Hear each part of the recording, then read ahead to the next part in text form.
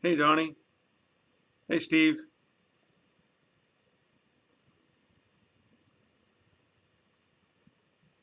I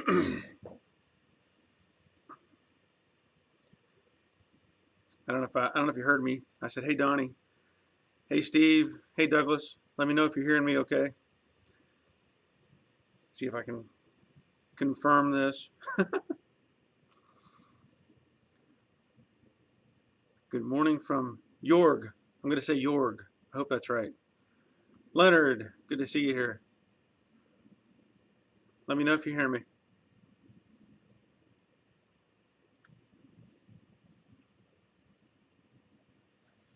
Anyway, I don't know. Yep. Good. Hey, Douglas. All right. Good evening. I got to have some coffee. Um, it's it's been really nice weather here in Georgia past week or so. I mean, like really nice. I mean, like t-shirt and shorts weather. But today, overnight, it has gotten super cold. I woke up this morning, it was 25 degrees, which is really cold in Georgia. And hey, Rom, loud and clear. Good. RJ, good night, good midnight from Norway. All right. Anyway, it was 25 degrees this morning, and I don't like the cold. I've said it before, and I just don't. Hey, Terry. Hey, Dave. Yeah, beer time. um, so, I had my heater running, and, it's doing its job. It's making it warm in here, but it's a little bit chilly. And, hey, Douglas, Australia. Terry, if I didn't say that, hi, Terry. Uh, Jorge Sanchez. All right. Good to have you here. Um, so, it's not as warm as I want it to be. It's probably a little 60 so here in the shop. So I have a sweatshirt on today, and just trying to stay a little warm because I don't function well in the cold, like I said before. Yeah, Donnie, it's chilly everywhere. Hey, John. uh, I'm gonna just say, oh, it's Nam, NHAM. I don't know. I'll just say Nam. I don't know what else to call you. So, uh, yeah, it is chilly. It is cold. Paul from Virginia. Nice to have you here. Let's see. Tuesday midday New Zealand. Dynamax. Hey, that's interesting. It's my tomorrow is your today, right? Hey, Ron. 12 degrees, Dave. Woo. Yep. Hey, James. Good to have you here.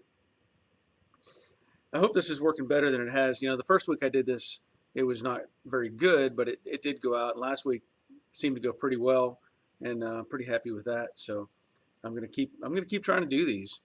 Um, Brian, okay. If I can remember that, connect Brian to your handle. Um, let's see, freezing out lug nuts in Chicago. Yeah, I'll bet. Yeah, I don't envy you. I've been up there before. Not a fan. I'm not a fan of being cold at all. Um, but it's supposed to be, cold throughout the week. And I think it was, what was it? Let me check my weather app here real quick. Tomorrow morning, low at 21. That's pretty cold. Hey, Adam. Ontario. Hey, Dave. Hey, James. Mullet's Garage. Good to have you here. Hey, Jack. I'm hoping that's the same Jack with the 65 fastback. I hope. I think so. Anyway, um, I was trying to come up with ideas for this week's subject matter. And, you know, I cover a lot of ground with my videos. So sometimes stuff just doesn't get, I don't know. There's things we can talk about that maybe maybe don't really think about very much. Um, hey, Thomas.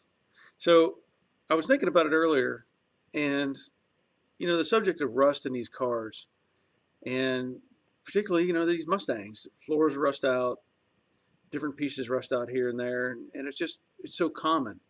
And hey, Gary, um, it's so common to see this happen, but the mindset or the strategy of the engineers when they built these cars, you know, they were throwaway cars. If you saw the video that was done by Wally for the viewers projects, he talked about that some. These cars weren't designed to go, definitely not 50 years. And the time period, in the 60s, they were just trying to get cars out the door. And, the idea, I can still remember as a kid or a teenager that, I knew it, Jack, got it. As a kid or a teenager, that it was amazing if you saw a car that went 100,000 miles. And I remember, my dad's junkyard, people would ooh and ah if a car flipped the odometer because, they used to only go to 99,000. So, if it flipped over, it was like, oh, wow, that's amazing. It made it 100,000 miles. And it was always kind of broadcast through advertisers and whatnot that you need to trade your car in before it gets to that point. You need to get rid of it, because something bad's going to happen. Well, yes and no. Stuff is only designed to last so long, and they built these cars. Yeah, planned obsolescence. You're right. They built these cars to be traded in every 5 years, maybe 6, 7 years, something like that. And if anybody held on to one of those over a period of time, it was considered odd. You're driving a car that you've had for 10 or 15 years or whatever, or longer. So when they built these cars, they were, yeah, that's right. You're right. LD, I'll bring that up. His uncle worked in Dearborn assembly line. He told me all the vinyl top cars did not get paint under the vinyl top. That's true. Anyway, they didn't care because it wasn't considered necessary. These cars were designed to just be, like I said, passed out, gone, get rid of them, sell them, trade them, get another one in 5 or 10 years. So in the unibody cars, of course, we all know, there's no frame. So all the structure is built around the idea of, spot welds and seams that are spot welded together in multiple layers. So, the outer rocker panels on the Mustangs, I think that they were galvanized, which is like weird that they only decided to kind of protect one section of the car. And the inner may have been galvanized as well, but that's the only area. And even that, over a period of time, rusted. And then you go to the idea that, hey, Dr. Ozzy, yeah, called Mustangs by non-fans, that's right. So you go to the idea of where these cars went, so they were sold all across the country. Well, we all know the cars up north were exposed to salt. That was that's the treatment. Hey, it's got ice and snow on the road, we better throw down salt. Well, salt just amplified that whole process. And, it's a shame really because they weren't thinking about this because it wasn't really the mindset. That's why the cowls rust out. Basically, from my understanding, the cowls were just bare metal, stamped together. And if they got overspray in there that helped a little bit, great. Otherwise it rusts out. Who cares? It's going to be gone. So, I was thinking about that. And another thing is, let's see. Yeah, rust holding them together. Dad worked for AMC, then Chrysler for 40 years, growing up in Wisconsin, doing the car after 4 years. Yep. Hey, Ricky. So I got to thinking about it a little bit more. And if you go back, let's say to well, of course, during World War II, they didn't produce cars. But, prior, you look at the generation of design. And when you come up into the 50s, everybody was building what I would just generally say bubble cars. The bubble fenders, everything was just rounded, but they undercoated them real heavy, a lot of times, or they, when they lived up north, they might spray some stuff under there, but the design was different. You had a frame, and you had a body that sat on top of it.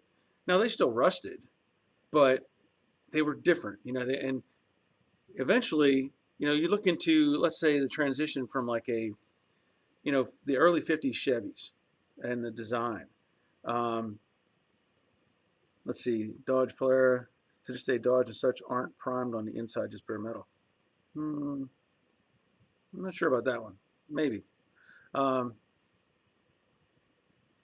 yeah, yeah. Hey, Ricky. um, anyway, so you look at the design features of those cars. So you go back into the early 50s.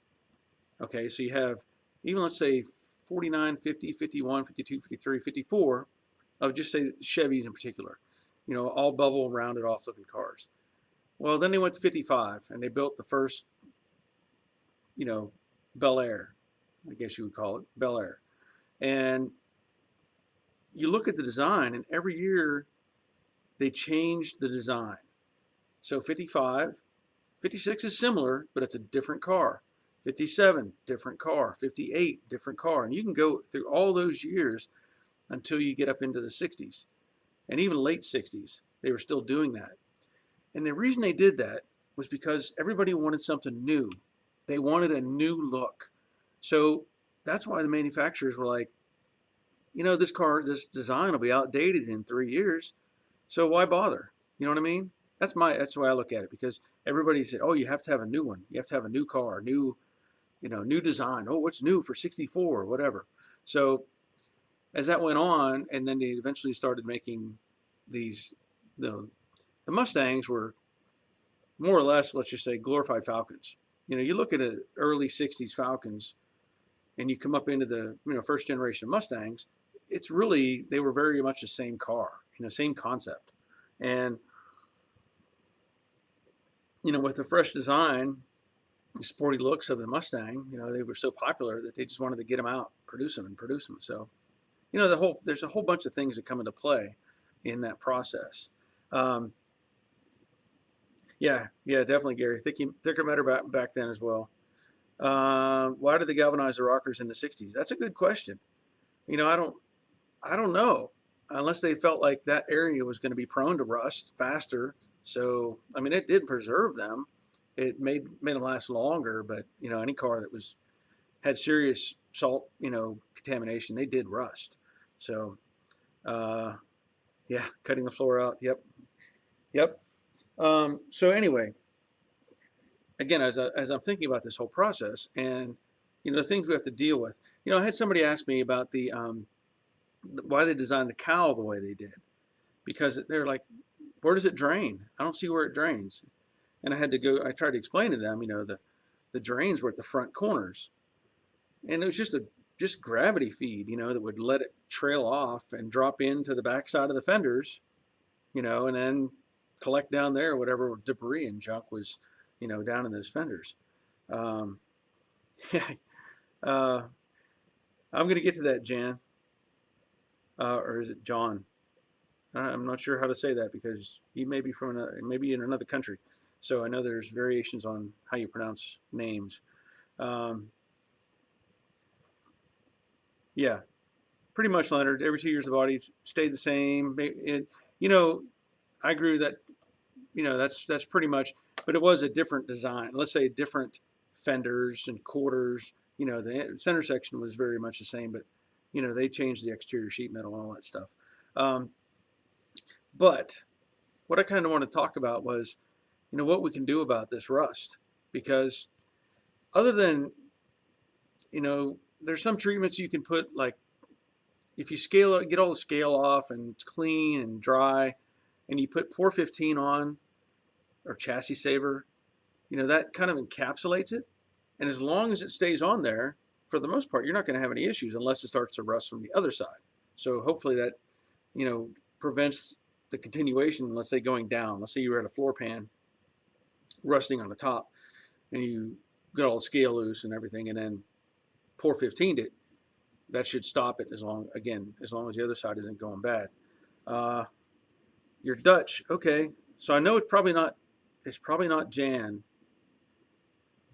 Am I right? Is it more like John? Because I don't, I know it's different. It has to be different.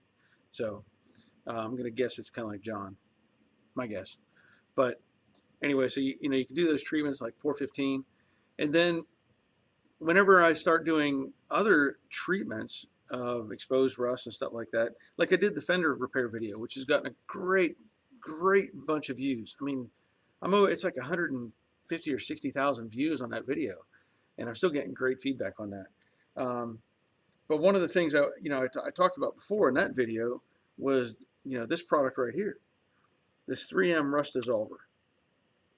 Okay, or not 3M, 3X.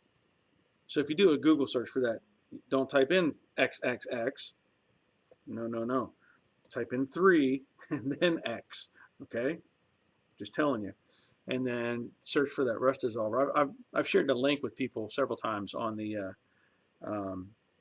Hey Tom. Oh, Tom Paget. You got a little accent on your name. Anyway, so you follow the directions on this, and this is. You can clean this up with water, and this stuff works really well. Now, it shows a picture of this exhaust manifold on the cover here, and you wouldn't brush it on with that. This would be something you'd have to dunk and let it soak, and have some, let it do that, because it works great, like it did the fender thing. It works really great, and I've seen videos where people have soaked stuff and it's cleaned it off, and it looks like practically new metal. So I'm a fan of this stuff. I like it, and I've got something going on with my hand here. Got a big cramp going down my hand for some reason. So anyway, that rust dissolver, very much like that stuff, and I've also used this SEM rust seal. Okay, I've used that product before, and it says transform rust and forms a permanent black coating.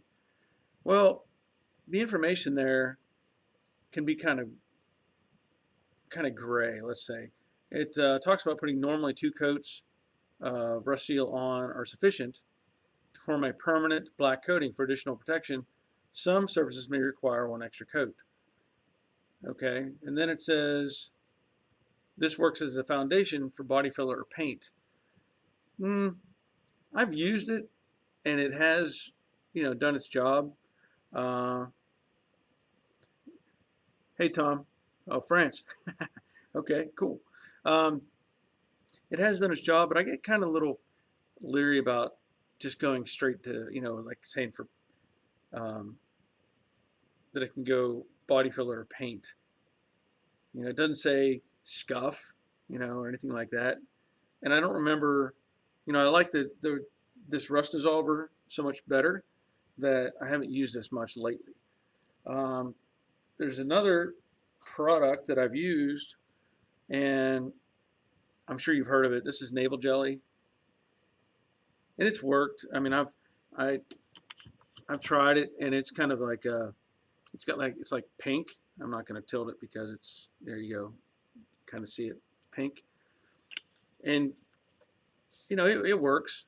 It's been used for years, been around a long time, and since 1966. You can use this on steel, iron, and ferrous metals. Do not use on aluminum, chrome, stainless, paint, or painted surfaces. Will remove bluing from steel.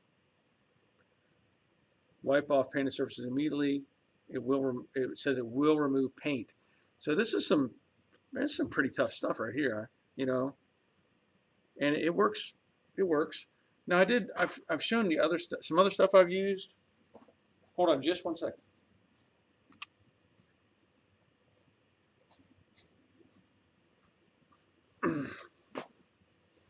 Sorry, I forgot to grab this one. Now the paper's coming off of this thing. This is from Purple Power, and it's a de-ruster, and same thing. It's just another chemical treatment. Out of these 4, for my liking, I still really like this 3X dissolver. Um, it's I did the fender video, and I think I don't know if I did a video on the Mustang roof, the 68, because I know I used it because that roof was a vinyl top, and like it was said earlier, I didn't put any primer or anything on those roofs, and of course they rust. And I put some of this on, and I may have pictures on the Facebook page where I did like half the roof, that I rinsed it with water, and it was, it didn't remove the corrosion, like the actual deformation of the metal, but it made it clean. So that's some good stuff right there. I really like that. Now the other thing, I've heard people, Fastback, hello from Norway. Yep, good to have you here. Hey Joseph, uh, excellent tip, blasting the pour 15 in the rockers. I did this when I was replacing the outer wheel wells and the ends were open. Yep, I don't know if you remember that. He's talking about on Jade when I was working on replacing the wheel houses, and I had to rebuild. Well, the back of the rocker panel was open, and I made a video. I called it rust tips or something, and I think I took a syringe or something, and I shot the pour 15 as deep into the rocker as I could, and then I took an air hose and I blew it around. I had a long wand air hose and blew it around inside that inside the rocker. There was, they sell in the collision industry, they sell a product that you can put on a wand. It's like kind of like a grease, let's say, that you put on a wand, and it has a sprayer that sprays out at an angle, like away 90 degrees, or let's say, yeah. So if your wand's going this way, it sprays out in a circle. Anyway, you can put it in and pull it out, and as you're pulling out, it sprays material, and it's supposed to help keep it from corroding or rusting. Let's see. Let me back up here a second. Dave Moore, I've used OSFO with good results. Rust turns black and hard. Yep. I think that's all variations of some of this stuff has, they share similar chemicals. Let's see. I don't want to lose anybody in the conversation.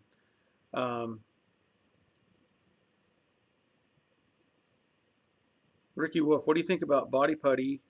I am doing patchwork on my rocker. Car is all original and a lot of rust. What do I think about body putty? I use it all the time. I mean, as long as you're prepped out properly. I use Evercoat Rage Ultra, and I mean, as long as, like I said, as long as the metal's prepped properly. Now, if you go to bare metal, of course, get all the rust out, treat it, and then epoxy, and then start building up with your putty or your filler. Let's see. 67 Mustang restored. I used Master Series coating. Will never rust away again. 20,000 hours salt spray test, and rust never formed. I have to look that up. Master Series coating. Okay, I'll try to make note of that. Let's see. You may get here, but what are your thoughts on dipping versus media blast of a unibody? Getting started on 68 Mercury Cyclone soon. Very little rust out of Washington State. Here's the thing with dipping. It's going to get into every nook and cranny and space and gap and everything in that car. Okay, that's all well and good as long as it is dipped and then cleaned. And then, in my opinion, if you're going to dip it like that, it needs to be dipped in primer or something, because otherwise, how's it going to get all those cavities back? Just like they do with new cars, or I'd say new cars. I don't know if they still do it or not, but in the 80s and 90s, I'm assuming they still do. They would take the cage structure and dip it through a channel, and it would coat everything everywhere. I don't know if they still do it like that or not. But that's the way I look at it. It has to have. Hey Russ, glad you're here.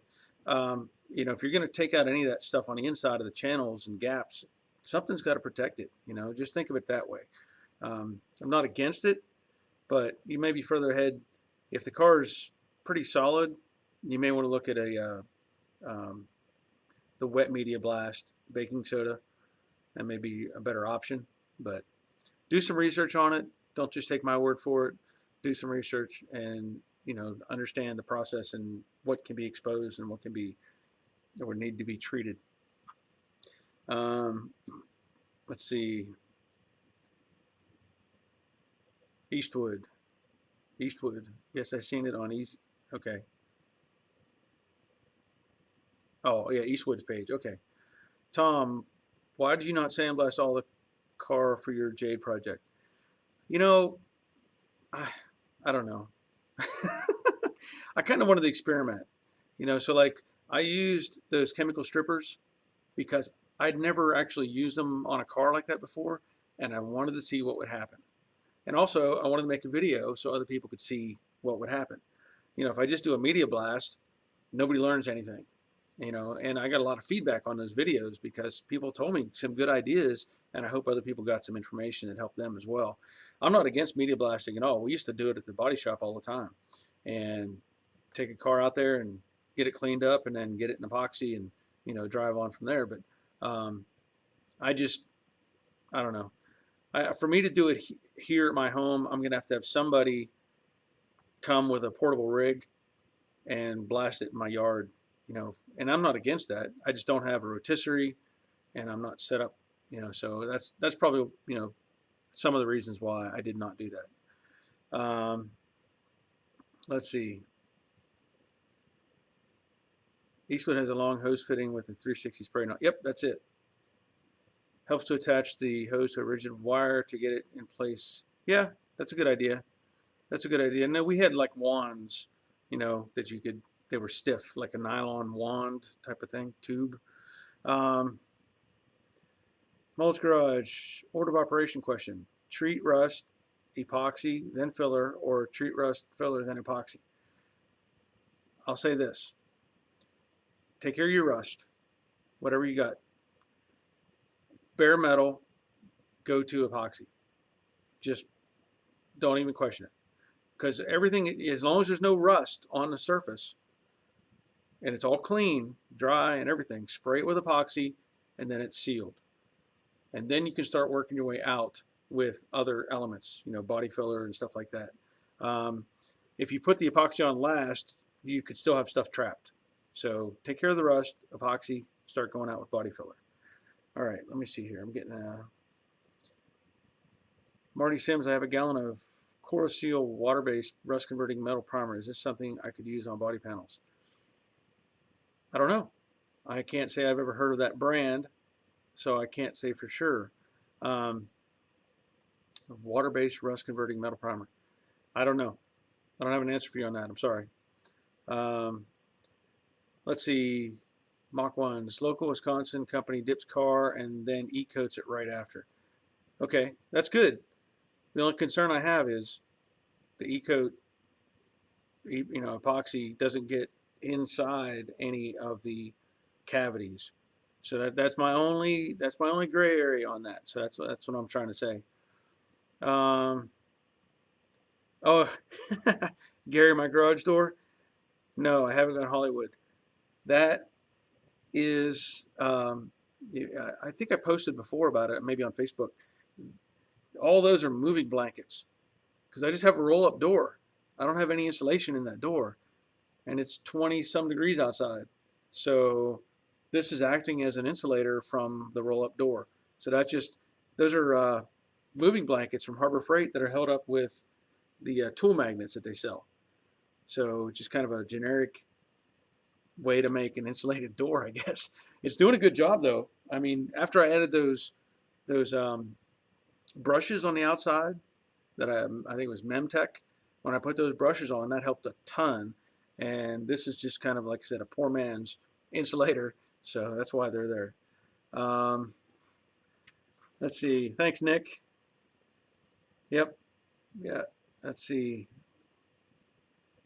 Yeah, I would appreciate thumbs up, guys. That helps out. Donnie, have you ever heard anything regarding soda blasting and paint adhesion? Figure it was poor prep. I wonder if there's more to what I've heard. I have not. And to me, it's probably poor preparation. Soda blasting, I've heard good things over the years about getting the metal clean and doing its part, but it always comes down to prep. It's one thing to have a clean car. If you don't wipe it down, make sure everything's blown out of it, over and over.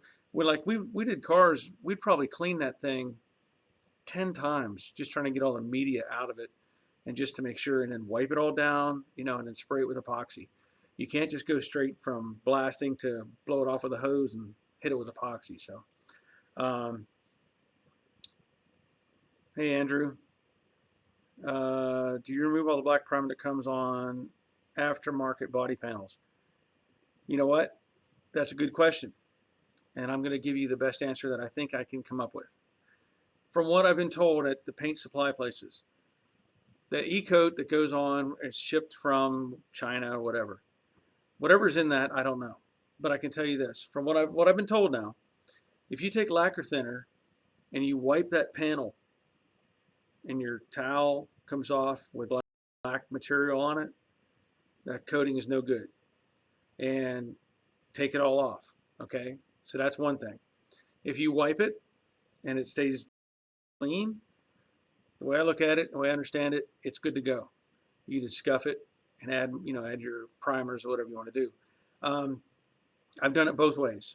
I've had good results both ways, but I know that I haven't had very many where I wiped it and it came off black.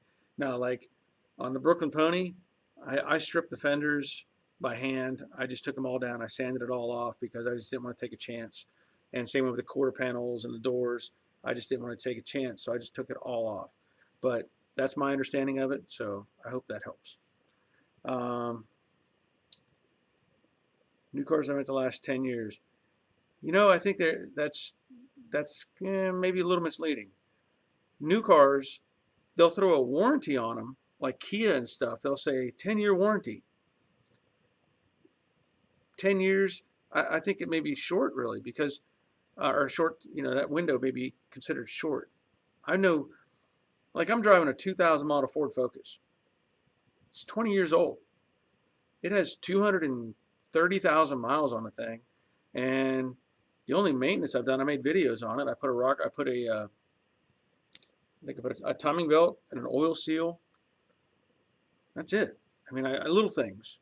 So 10 years, that may be debatable, because if you look at the average mileage per year that people put on, some people might put on 100,000 or 200,000 in 2 or 3 years, but the car, depending on where it's at, could last. I mean, it can last really a long time if you take care of them and do maintenance on them. But 10 years, maybe.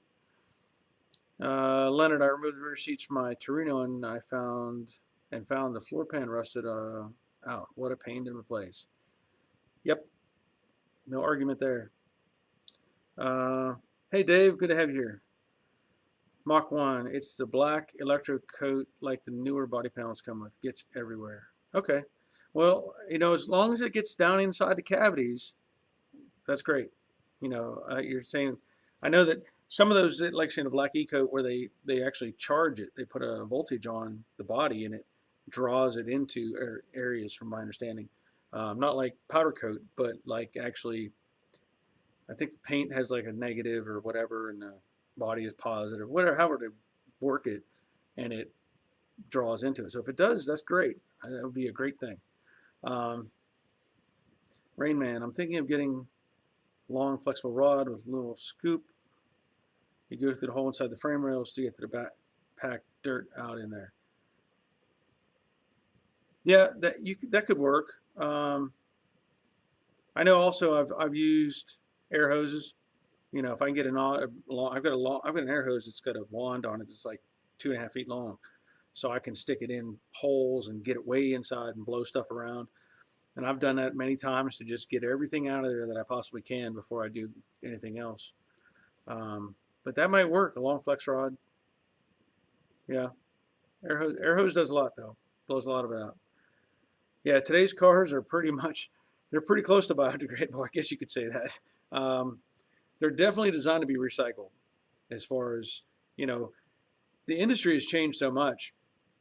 All these cars are kind of cookie cutter cars now, but they're also designed for safety. A lot of people get the wrong opinion on these new cars. They're saying, "Oh, look, he got in a wreck and all the pieces fell off and it collapsed and it crushed and blah blah." Yeah, but the guy got out of the car and walked away. Compare that to a '60s Impala that hits a brick wall and you're dead. So the everything built the last 30 years, yeah, has been designed around, crushing and protecting the occupants. The cars are replaceable. Nobody cares about, that stuff. That's the last of my coffee from US Dent. That's a buddy of mine who has a hail business up in Ohio. Let's see, Randall. If brush blasting with walnut shell exposed pinholes in upper cowl of my 67 Cougar on one location, is it likely the whole cowl needs to be replaced? Well, it's likely it's gonna. Yeah, I mean, you're gonna have to open it up and find out what's inside there.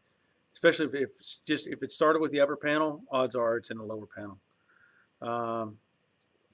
Yeah, Mach 1s, that's it. Okay, so it is a negative positive. Cool. 67 Dodge Polara. Dipping in my mind might create air bubbles where the chemical doesn't reach. Yeah, I don't know. Those cars are not. I understand what you're saying, but I don't think there's very many cavities in these cars that is considered airtight. But it's possible. I guess it is possible. Yeah. Well, it says they're not vented, so maybe. I mean, I've been around Dodges, and Dodge did some weird things, but you know what you could do, I guess, if you really wanted to and you knew about where it's not vented, you drill some holes. I mean, you may not want to do that, but in the long term, it might save the car, actually giving it some ventilation. Mach 1s, could you please share that company's name? I like content if possible. Oh, okay. No longer does small jobs. Okay. James LaPointe. Hey, Barry, if the black Chinese coating stays on the aftermarket panel, would you not use epoxy primer over it? Epoxy primer only over bare metal. Well, see, epoxy primer is designed to go to bare metal. Now, I've done this. I'm working on this deck lid video that I started. It's a 3-part series. And epoxy can go over other things. It's not that big a deal, but it is designed to go to bare metal. That was the initial process. Bond to bare metal, and then you go from there. So you can go over those other panels with it, but I'd be more concerned with the if it, like you're saying, if the coating stays on the panel, you can go over it, but I don't know that you really need to. I would only really, if you're sanding it, smooth, and you break through, yeah, you want to put some epoxy on there. I've done it before on others where I've just scuffed it. I mean, just Scotch-Brite and started putting primers on, and it's worked fine. I haven't had any issues with that. So let's see. Yeah, crumple zones, exactly. And when I was doing body shop work, and we had we were ICAR certified, and all that junk. We had to go to classes and anyway, so we went and watched videos, and you could see the transition of an impact, how it would transition through the body of the car when they're trying to get the impact to go through the roof line, through the rocker panels, and actually go to the back of the car is kind of the concept. So that inner structure stays, occupants stay safe. So that's why they have, I think it was Saturn had a design where their engine was actually forward of the firewall, had a big gap behind it. And the idea was when on impact, the engine would basically rotate and collapse and go underneath the car, go, down below the occupant space. Some crazy thing, stuff like that. Let's see, Grease Rookie, what are your thoughts on seemingly good areas of paint on an old car? Strip to bare metal or scuff it and seal it? Yeah, that's another debatable, debatable thing. For me anymore, I'm going to take off all the old paint that I can.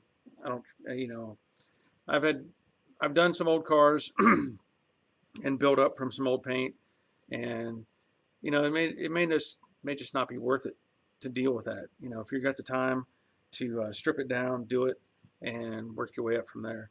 That old paint, there's variants. There's enamels and leathers, and even I forget what the other one is, but there's was it Imron had their own brand, whatever. But some of them, they're just going to break down over time, regardless. There's no, and you can't count on it to stay there. Plus, you can only go so thick with paint. So if it's had another repaint, you're running into issues later on with paint having problems that you put on. See you, Ricky. Thank you for subbing. Let's see. Can you use a spray can for epoxy on small areas? You can. As long I've not bought epoxy in like a rattle can. I have not. So I've used self-etch primers in certain cases where it's just a little spot and it just needs to be hit. And depending on what your primers are using, that's one of the things I bring up in this next video that I'm working on. The pink stuff that I'm going to be spraying on, it talks about you cannot go over etch primers. You can't go over top of it because it'll have a chemical reaction. So, I've not used epoxy in a spray can, but I don't see any reason why you can't, as long as it's available that way. Donnie, any sage advice for a guy who has to remove surface rust from a chassis and roll cage constructed of 1.7 DOM tubing? That's easily 300 linear feet of tubing. I don't know what your access is, but I'm going to point at this stuff. If it's not scaled, if it's just like surface rust, I'm going to point at this stuff, because this rust dissolver, you can brush it on. You brush it on, let it sit for a little while, and rinse it with water. Seems to work. I've used it, and I'm very happy with the results. Otherwise, yeah, that's gonna be a tough one. That's gonna be a tough one. I don't envy you. What do you think about the fastback conversion kit? Is it worth it? That's a good question. I've been on forums and Facebook pages where I see people, and I don't want to say necessarily what I really feel, but taking a roof from a fastback and putting it on a coupe. I'm not really a fan of that. I've seen them do it. I've seen them take and cut the A-pillar windshield post in the middle and just weld it back together, which is a big no-no. So I'm not a fan of that. The kits, from what I've seen that are available, they come with a full body side, the roof, quarters, all that stuff. I like it.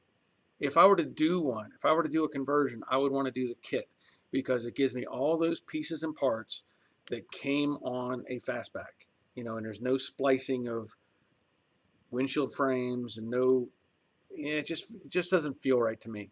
So I like those kits. I haven't used any yet. So maybe one day I will. And as far as worth it, I think those kits are like $5,000. To me, that seems, I wish it was a little bit less, honestly. I'd be more happy if it was maybe $4,000. But, they're from what I've seen. I have not put my hands on them, and I have not used them, so I can't fully justify their value or, tell you that. But the kits, I just like the way the kits look, and I feel better about using something like that. So, JD, Barry, really enjoy being part of this community and learning from you. Awesome. Glad you're here. Appreciate it. Leonard, Barry, our go-to primer was red oxide in the 60s. Yeah. I think that's illegal now. I don't even think you can get red. I don't even know. Maybe you can. I haven't looked for it, but I remember what they call it, red lead was the red oxide, because it was lead based. And I remember a bunch of cars, at the junkyard, we had knocked paint off or whatever, you'd see red lead, red paint. So yeah. Ron, which one is designed not sandable, epoxy primer or sealer? Sealer is, I'm going to say, the one that's not meant to be sanded, from what I understand. Even earlier today, I was reading on the Summit brand epoxy primer that I'm using, and it talks about the window for spraying. It says specifically if you go longer than 4 days, you have to sand it before you add primer. So that tells you right there. At least a good scuff, but epoxy gets hard. I mean, it gets really hard. And if you don't scuff it or sand it, break the surface, your other primers are likely to come off, eventually. But yeah, sealer is meant to do be like a uniform color type of thing. I've used sealer on other cars, and it just kind of makes everything one color, so you're set and ready to go before you add your. In fact, normally like paint, you go from there. Let's see. Mach 1 shared that, metalcleaningrsi.com, so you can check that out, metalcleaningrsi.com. And Mach 1 also says Restoration Specialties Inc. So if you didn't read it, that's what he's telling us. I have also heard of people doing a molasses soak for a couple of days at small medium parts. The Google search has shown some success from what I have researched, but a bit unconventional. Yes, I have also heard of the molasses, and I've seen it. I'm not going to try it. I've also heard vinegar, that you can put vinegar, soak parts in vinegar. I've seen guys. There was one guy in a Mustang forum. He went out and bought like 20 gallons of vinegar and was soaking parts in this big giant tub full of vinegar. And he left them sit for several days, and it worked. I mean, it took it off. Another one was the electric, where you can, I forget how you do it. You have to have different components. You put in one part in the liquid, or I don't know if it's water, maybe water, and then you charge the part, and it kind of does an chemical dissolving of the rust. So I have not tried that either, but I don't know. Jack, next project. That's a good question.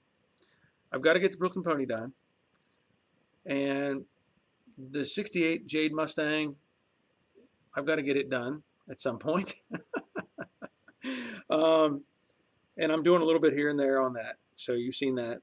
But the next project, I don't know if I'm still, I think I might still be scheduled to do a '69 Chevelle. I don't know for sure. A buddy of mine has a '69 Chevelle SS that he wants me to do, and that's technically the next one on the list. So I'm not 100% sure I'm doing that car or not. Otherwise, I have, electrolysis. There you go. That's the word I was looking for. Otherwise, I have the '68 Camaro. That's the basket case. I did 2 videos on that before I started doing other things. And, I have all the sheet metal for that car. That was the one that was rolled over. And so that one's on way off on a side burner somewhere. But I'd like to get it put together and sell it, because I've got sheet metal sitting all over the place. I've got, every piece, fenders, doors, quarter panels, roof. I've got the whole side of the car sitting back in the back of the shop, the whole door opening and everything. So I want to get that car done and gone. And then beyond that, I actually have another Mustang. I've got a '65 Coupe that I've talked about before that is a 289 3-speed manual car. Well, 3-speed manual car, 3-speed car. And I bought it from a buddy of mine, and it's like, it's almost about as rust-free as you can get. And I've actually thought about doing maybe using the car in some ways to, I don't know. I've got some ideas for like making some jigs or something. And I don't know if I'll get to it or not, but that car is so straight and solid that I may have to. That one's called the Stray Pony. That's what I named it. And I've yet to do a video on it. I've been wanting to, but I just haven't done it. So, yeah. Let's see. Uh, do a 55 Chevy. Well, I'd have to find one. I did have one. If you looked up my Rat Rod 55 Chevy, I did a video on it. I've had that one for a while, and I traded it off. And long story. Rick, I have an off-topic question. Were you or the price of the Bullitt Mustang went for Barrett Jackson? Did that price surprise you? It changed the market, in my opinion, for star cars. 3.4 million. It did not surprise me. Um, I would. I was actually expecting it to go for 5, honestly, because it has such a persona. It has such a following. Now, I don't. Maybe you can enlighten me. I don't even know who bought the car or what they're going to do with it. To me, that car needs to be sitting in a Ford, the Ford Museum or something like that, or some big time museum, and just left alone. Just let it sit. Let people come in and look at it. I did the video on it. Got to meet Sean and talked about the car and his memories of that car, and that was fun. But I'm not surprised. I mean, it's so iconic. You can't say Bullitt and not know exactly what car they're talking about. So yeah, John, get the Camaro out of the rafters. Yeah. Mark, what epoxy are you spraying right now? I've used in the past, and I think I still have some up here. Yeah, I still have some Shopline JP375 from PPG, but I was using that. I have it in gray, and I was using the black prior to that, and I ran out. And I was at Summit a month ago, whatever, and I saw they had some. So I'm currently spraying Summit brand epoxy, and it's a little bit different mix ratio. Like the PPG, I think, is mixing like, I don't remember if it's 4-to-1 or 2-to-1, but the Summit brand mixes 1-to-1. So you've got 1 gallon of mix or primer and 1 gallon of catalyst. I've sprayed it on that the Mustang deck lid, which I'm doing a video series on, and it sprayed out really nice. Yeah. So that's what I'm spraying right now. Russ, I'm working on a 51 Ford 2-door Deluxe that will have complete running gear and suspension from BMW 540. Interesting choice. I want to graph suspension mounts, and do you have any size recommendations for tubing? Not really. I'm sorry, I don't. You can look at, if you base it off of, let's say, NASCAR style tubing, and like I think Donnie mentioned earlier, he builds or has off-road rigs. I think he uses 1.75 DOM. That's drawn over metal, or drawn over, I think it's a DOM. It has no seam, I think is how that works. So you'll maybe look at 1.75 as a dimension, but I don't have a specific recommendation. It's not something I've done, so I can't say do it this way. But you can look at research what, like I said, what they use in NASCAR, or any kind of Summit, or what's the Jegs. Jeg sells tubing, so you might look at some of that stuff and see, because it's not so much, the tubing is one thing, but it's more about the bracing, the cross bracing and the structure and all that makes it strong. Because you can bend a tube, but you start putting in cross bracing, like a drag, the drag cars, funny cars, they had long tube rails and cross bracing, so it makes it super strong. So just think of it that way.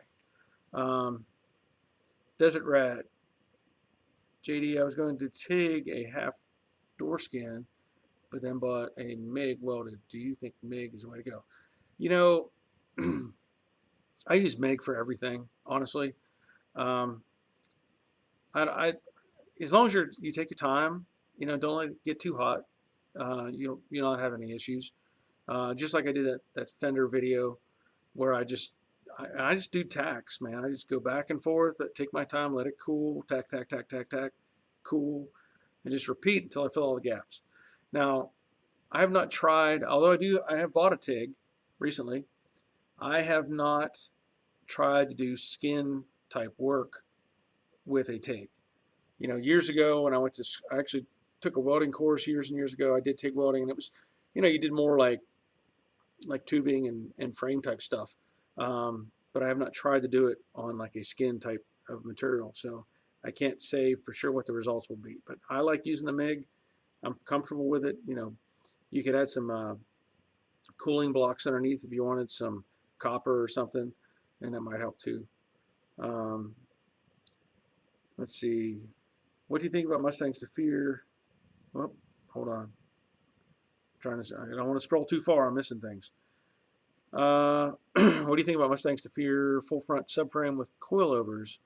Was thinking of ordering one with 302 engine mounts and converting it to Coyote later. I have not dealt with Mustangs to fear their full front subframe. I've only dealt with the frame stiffeners that I added on the Brooklyn Pony. So I can't say for sure. It's one of those things, you do your research, and if it satisfies your need. I've heard good things about Mustangs to fear. I really have. But I can't, I've never tried them, so I can't say for sure whether it's, exactly what you want or not. Let's see. Jan, thanks for all your videos. They're really helpful with the restoration of my 66. Greetings from the Netherlands. Good to have you here, Jan. Let's see, Ron, from start to finish, how long does a car typically take, talking worst case scenario? I don't know, because this isn't, I don't do this for a living, at least not yet. Maybe someday I will. I don't track hours. I don't really I don't put my mind in that mindset where I think, how many hours did I spend on it today? What's the time? I don't think that way. So, depending on the project too, like, I know the Brooklyn Pony's been here over 2 years, and there's been other things that have gone on between the building processes. So if you really probably add up the time for the Brooklyn Pony, it's probably, honestly, probably 4 months overall. By the time I cut everything up and start putting things together, it's not a long window, but it also, or a large window, but it also depends on your skill and your skill set and what what your goals are. So that's a really tough question to answer. Rick at okay, yep. Tom, are you going to make a video showing all your garage and spray booth? Well, I probably could. There's not a lot to show. Pretty much, you've probably seen the bulk of everything, because this shop is not that big. It may look huge, but it's really not. The width of the garage is only 24 feet. The depth is 36 feet. And, I've got my 2-post lift in here, but then I have the paint booth on the back, which is 14 by 24. So, I probably could do a video, but it's pretty simple. Let's see. Since the more I dig into this car, the more rust I'm finding. I think this would illuminate all of my rust issues. Okay. I don't know if that's a question or not, but yeah, the more you dig, the more you find. That's true. Oh, they left the seller info private on the bullet. Okay. Let's see here.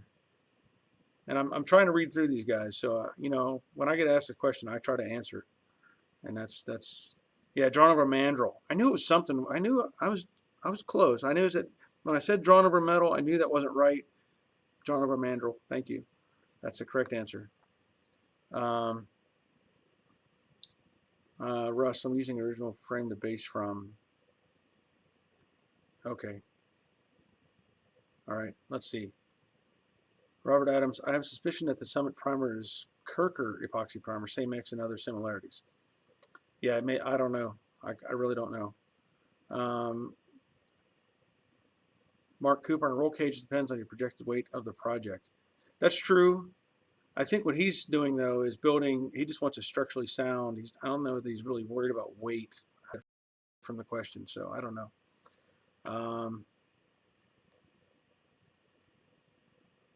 Okay, yeah, there he goes. He's posting more information there. Randall, Got my high school car, 67 Cougar back 43 years after I sold it. Wow, that's impressive. Um, Looks like we used most of your exceptional Mustang videos during the restoration efforts. Oh, good. I'm glad to hear that. Andy's 67 Fastback Down Under, so I'm going to say you're in Australia. Hi, Barry, watching while doing my left to right hand conversion in Australia. Great videos, and the live chat is a winner. Cheers for Andy. Thank you, Andy. So you're doing it. You must have, okay, so you're saying left to right hand conversion. So it sounds like you bought a Mustang from the US and you're making it into the Australian version. So that's cool. I always get a kind of a kick out of seeing those, the old cars, with the right hand steering. It just kind of, in fact, I saw on Facebook Marketplace, there was a 66, I think it was 66, International Scout right hand drive, which must have been a postal vehicle. That's all I can say because there's no other reason for it to be right hand drive. Let's see. Rick, just a cruiser. Yeah, that's what I kind of figured. He was just going for a cruiser. Whatever happened to the basket case Camaro? It's sitting outside under a tarp. That's how it is. I'm doing other things. It's not a priority, so it's still here. It is still here. And I've got all the parts. In fact,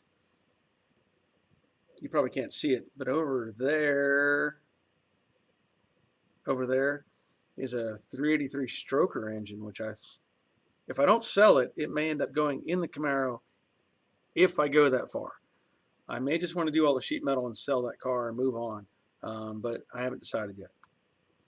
All right, see you, Gary. Glad you're here. Leonard, do you still have the AC brackets from your 68 Mustang?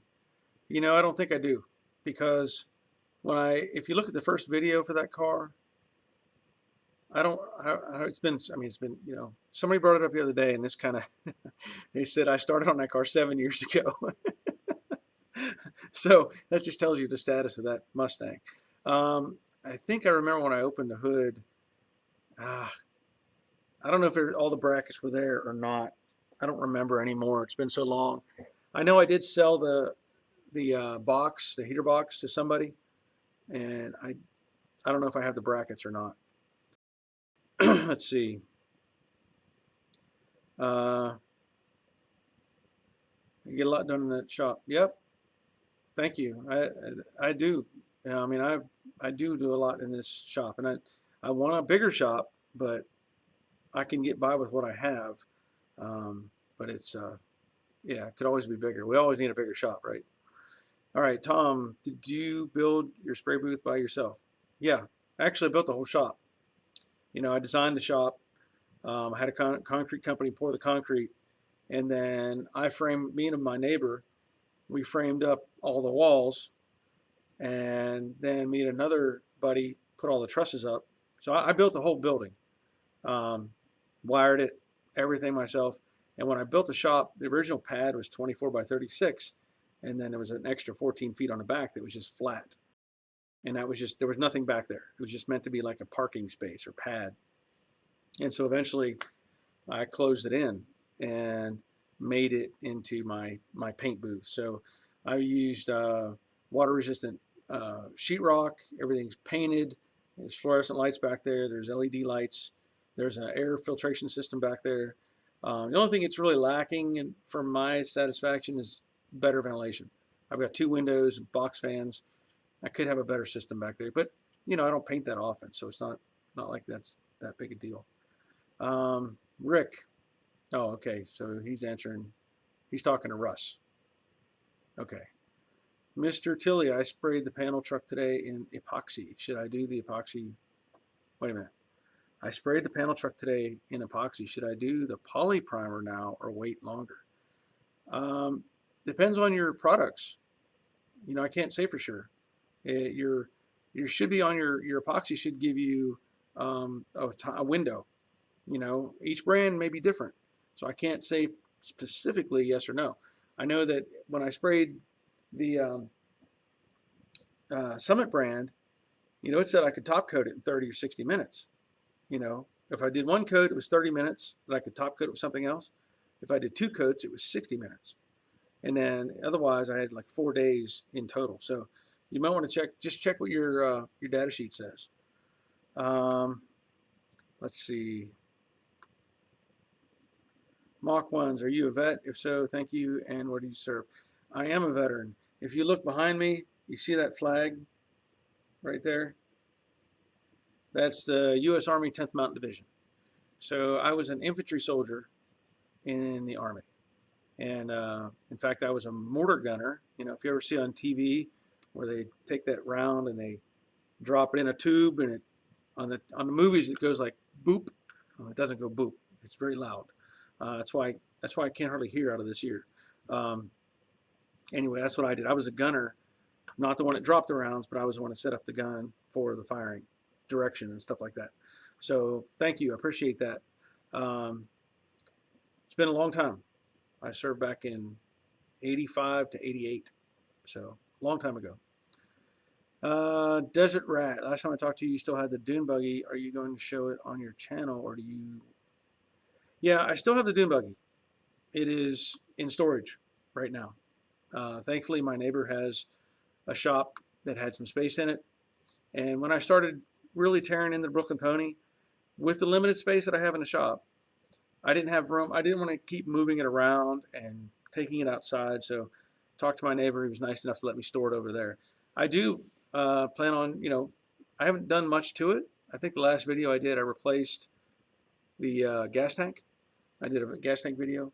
But yeah, it's still here, and I don't plan to sell it. Let's see. Mach 1, I believe he is, as am I. Thank you. Yes, yes. Thank you to all veterans. I mean, if you serve the country, I thank you. I appreciate it. I'm traveling to, RJ, I'm traveling to the U.S. next summer. What do you want to buy a car while I'm over? Do you know what area cars don't rust so much? Well, typically, your West Coast car is going to be better.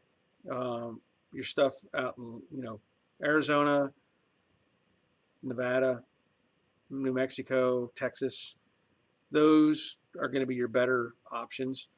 Anything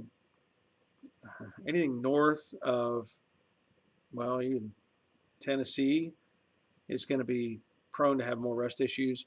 But you have to be careful, because you may end up with a car that somebody bought in a northern state, and then as seen in Wally's video that he posted, I posted Wally's video yesterday. He bought a car thinking it was solid, and ended up finding all kinds of problems and having to cut it all back apart. So, if you can get a paper trail that says the car was in the South all the way out to California, that's going to be your better bet. Anything up north, you're running a risk. So, let's see. Stay away from the northeast areas of the U.S. Yeah, same thing I just said. Southwest Texas, over to Arizona, New Mexico. So look at that. You guys are answering the questions. I like that. That helps. Rick Middleton, Barry, I was 13 Bravo, Field Artillery. Thank you from one to another. Yep. Oh, thank you for serving in the Gulf. Thank you. Appreciate that. Yeah. Field Artillery. I know all about that. I appreciate it. Tom Page, how long do you wait between 2-coat epoxy or clear coat? How long do I wait? Well, it depends on the product line. Like I said, the Summit brand that I'm using, it says you need to wait with 1 coat 30 minutes, 2 coats 60 minutes, or up to 4 days. So that's one thing. Now, if you go to, if you're going on top of, like in PPG brand base coats, you have basically a 24-hour window. Once you spray the base on, you've got a limited period of time to get the clear coat on top. Otherwise, it's not going to bond together properly. So you need to know your product line and see what they recommend. Chevy Fantasma, salute. I'm going to say from Argentina. That's awesome. You're the first one I've seen or heard from Argentina. So I'm getting, input from around the world. I've got Australia here, I know, and there's France and several others, but Argentina, that's pretty cool. That's pretty cool. I like that. Um, Rain Man, what do you think of a carb to EFI on 60s Mustangs? Hey, as long as it works, you know, EFI is fantastic as long as it works. Now, I've never done it. Um, I can't say good or bad necessarily because I don't have the experience. So uh, I'm not against it by any means. Carburetors are a struggle. It's nice to have like the modern cars, you turn the key and it just starts. The old cars, you're hitting the gas, playing with the choke if you have one, it's manual, and you're hoping to get time just right, and it catches and then it shuts off.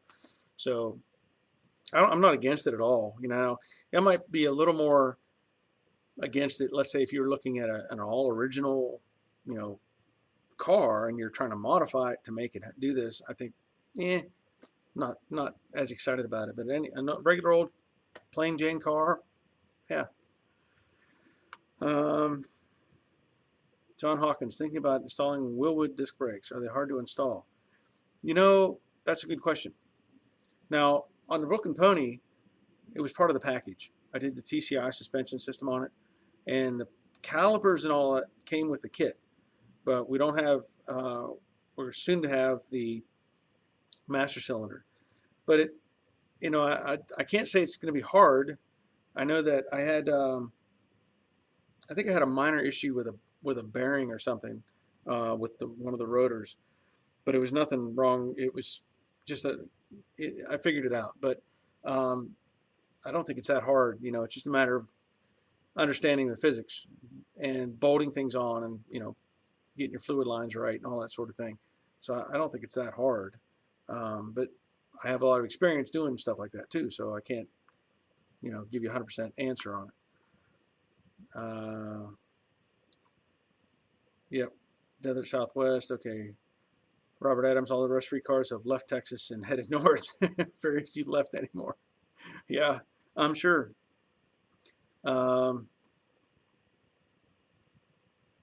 Let's see. Finn Painter 1.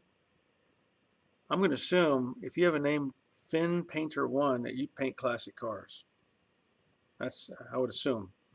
I should have had a camera 30 years ago. I worked on nothing but rust. I'm in the up of Michigan's Rust Belt. Ooh, yeah. I'm sure. There's nothing. I mean, yeah.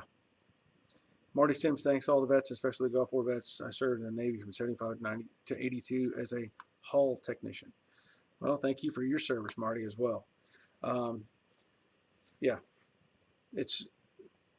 I'm happy to have, veterans on the page. I'm happy to support vets when I can, and when I served, thankfully we didn't have wars. We weren't in a war, time, so I didn't have to deal with that. I know that, things have been going on for years and years now, and a lot of guys are having problems and big problems coming back from those situations. So my heart goes out to them on a daily basis. So yeah, I appreciate anybody who served. I don't care even what country you're from. If you serve your military. Now, some people, I know some countries it's mandatory that you serve, but you understand the dynamics of it. So anyway, Mach 1s. Willwood is butter. That means it's easy. Butter. It's like butter. That's good. That's good input. Let's see. Excuse me for just 1 second. I gotta. Okay, I'm good. Donnie, we've had great success with FitTech throttle body fuel injection under the rear wind. Fuel injection have found the Holley Sniper to be equally as friendly, but a good bit easier to tune. Maybe that helps out with the EFI question. Rick, Barry, speaking of rust, I'm starting to notice a rust bubble under the rear window in my 69 Mach 1. It's the size of a dime. Ooh, yeah. Not sure how to stop it until you can. Well, there's probably no easy short-term fix for that. You're going to open up a can of worms. I'll just say that. If there's a rust bubble, you're going to open a can of worms. It was not prepped properly or painted properly or whatever. But I mean, other than opening up the bubble and putting in some chemical treatment, trying to slow it down. But the reality is, you're probably not going to benefit much from stopping it at that little point, because it's not going to turn into, it shouldn't turn into this big, when it's only this big. You're going to have to fix whatever is in that space when you get to it. But I don't know what that entails. Like if you're talking about taking it all apart, starting over, stripping it down, that's a whole different scenario. But not really an easy way to take care of that. Rain Man, I was 68 fastback, no rust in the inside cowl area. What's the best way to clean inside and protect it? That's a good question. That's a really good question. And I'll tell you this. I know that the cowl, we all know the cowl is just pretty terrible to get in and out of, clean and everything. I could tell you that if you could try several different things. I've heard of people taking even some chain, like they feed a long stiff wire through one side of the cowl and they pull a chain back and forth, and kind of rattle it around, trying to break stuff loose, blow it all out, that sort of thing. Other than that, you're really kind of limited as to what your option. You might be able to get some sort of I don't know, I wouldn't even say a wire brush will really get in there. I think your chain might be your closest thing that you can get to breaking stuff loose. Once you get it out, what you can do is the same thing I did on that rocker panel on Jade. Take some chassis saver or Pour 15 and take a syringe and squirt it in there. Get it all over the place. Take an air hose and blow it around. The only disadvantage to that is Pour 15, from my understanding, is not UV compliant. Like it's not going to hold up to the sun. So just think about that for a little bit. But it doesn't mean it's going to break down in a short period of time either. But if you can get that, especially around the towers, if you can blow chassis saver or Pour 15 or whatever all around those, that's your prime weak spot. That's where the water accumulates and holds. So think of it that way. Get as much loose as you can, blow it out, and try to blow that stuff in there. And like I said, shoot it in there with syringes and stuff, and get it all over the place. Let's see, Rick and Marty.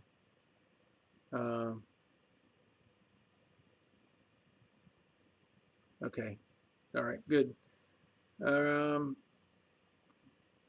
Rick, that was my biggest fear. I kind of assumed I was going to open up a can with anyway. I screwed with it. I am ultimately going to have to strip it down and replace the panel, I believe. Yeah, I mean, until you actually get into it and find out what's in there, like I said, it may not be relevant to even mess with it at this point. Desert Rat, really like the viewers' projects. Wally is lucky to have your channel. It's giving him the confidence he needs to move forward with the Mustang. I was kind of hesitant about trying this idea because, I know people were coming to my channel for, perceived knowledge. They want to see how to do things or get a better understanding of how their car works or whatever. And so I was kind of hesitant to experiment with this because I was thinking, is this going to be a turnoff? But based on the first two videos, it's been very positive. Andrew, sorry. His car, his project, Grease Rookie, that was great. He did a great job with that. And then, Wally's car, I was like, well, he gave me a lot of footage. And I thought, since I'm only experimenting, because Andrew's was short, like 5 minutes or so, maybe not even that. And then Wally's was long. I was like, oh man, should I try to edit this down? Because I don't know what people are going to want. But as it turns out, it was a great video. I mean, the response has been positive. And, it's kind of odd to me. I posted the video, the second one in the series on the deck lid. And my buddy Tim, he commented because before the video even got like, before he even had a chance to watch it, he was like the first one. Somebody gave me a thumbs down, you know, and I was thinking, how could you give a thumbs down if you haven't even watched the content? You haven't even seen it, you know, because it was, I loaded it and it was like seconds later, a thumbs down. I'm like, what? You know, but I saw somebody gave a thumbs down on Wally's and I was like, what? Why give a thumbs down? You know, the guy's showing you his project, but I hope to make that continue on and get bigger. I've got one, two, three, I think I have four, at least four coming up in that series. And I'm just going to do one a week, though I'm going to put them out on Sundays and just continue to do that. Because I think it encourages, like I said, encourages people and lets them know I'm not alone. You know, I'm not the only one fighting with this stuff. So, yeah. Let's see. Wade, finally logged in, caught you live. What's hanging over the garage door? Agree with Deseret, enjoyed the 2 reader project videos. Oh, I was talking about this earlier. These are moving blankets from Harbor Freight. The temperature here today was like 25 degrees when I got up this morning. And this is just a metal door, no insulation. So these blankets are being held up in place by tool magnets from Harbor Freight, just trying to create some sort of insulation buffer to help keep it a little warmer in here. It's struggling. You're worldwide. Yeah, seems that way. You know, sometimes I look at my stats on my channel and I look at the countries and I'm like, oh my gosh. I mean, like, I can't even think of some of the names of these countries that people are watching me. I think last week I had a guy on from South Korea, if I remember right, which was the first time I'd seen that. You know, today Argentina, you know, new in Australia, and I seem to be pretty popular in Australia. Let's see. How about the best way to strip the individual bars on the cow? I used a wire wheel on mine, but I do need to sand them as well. Yeah, you know, if you, I don't know if I showed a video on that or not, on the Jade Mustang, and I posted pictures on Facebook of that particular car because there was like over 1/8 of an inch of material on the, and it just was a matter of scraping. I took a knife and like cut along the edges to get the paint loose, and yeah, I mean, it's tough, but you got to get in there and I mean, if you can use a wire wheel and it takes it down to bare metal, that's fine, but I would still at least scuff it, you know, with Scotch-Brite. Make sure you scuff all the metal and get it clean before you put any primers on top. How do you remove undercoating that the previous owner sprayed in the engine compartment? Ugh. Why? Ugh. Well, okay. Undercoating in general is based, you know, it's a petroleum product, right? And so it's tends to remain kind of soft. And I've not actually done it this way, but I've heard of people taking like a torch and just going back and forth over it, letting it get hot and soft, and taking a putty knife and scraping it off. Otherwise, you're kind of limited. You may end up using, if you know somebody that has this like a steam pressure washer, that might do it, but otherwise you're going to have to use some sort of heat to break it loose. So, you know, I'll say this again, if you don't mind, throw a thumbs up on the channel for me. That helps with the channel, makes it more interesting for people. Rust encapsulator. Well, I've used them. You know, you're talking about like Pore 15 or Chassis Saver. I mean, if that's what you're referring to, I like them. You know, and again, the only drawback really is, from what I understand, they're not UV resistant. You know, so they need to be either in an enclosed space where the sun never hits them, or some sort of way top coated. But they seem to do the job as long as you get everything out of there, because you know you got to break all the scale loose, get all the chunky stuff out of there, and make sure it's clean and dry before you put any of that stuff on. But I'm happy with it. Donnie, the thumbs down comes from a guy in his mom's basement who's done nothing productive ever. Oh, thank you for saying that. Yeah, I don't know. You know, I feel like, I mean, I put a lot of effort. Honestly, I put a lot of effort into making these videos, not only in filming them, but in editing. And, you know, I may not be, I don't know, right 100% of the time. I don't know what the word is. Um, but I'm honest. And, you know, I don't, you know, that's one thing on this channel. There's other channels out there. There's no cussing on this channel. There's no, I don't think that I do much in, if any, negativity, you know, because it's not helpful. I know when I did the Camaro, the black Camaro, and I had the floor pans, I got angry at that one because those floor pans, I was angry at the guy who worked on that car because he did such a poor job that somebody could have died. You know, when you can take your foot and stomp the floor pans out of the car, I was pretty upset with that one. And I will say I wasn't real happy with the Ford Expedition heater hose. Just stupid design. But for the most part, you know, hey, you got to try to keep an attitude and positive. Um, let's see, 66 Mustang. Love the viewers' videos, Barry's great filler for the channel while we wait for more of the Brooklyn Pony. It's comforting to know there are other Mustang owners knee deep in it. Yep.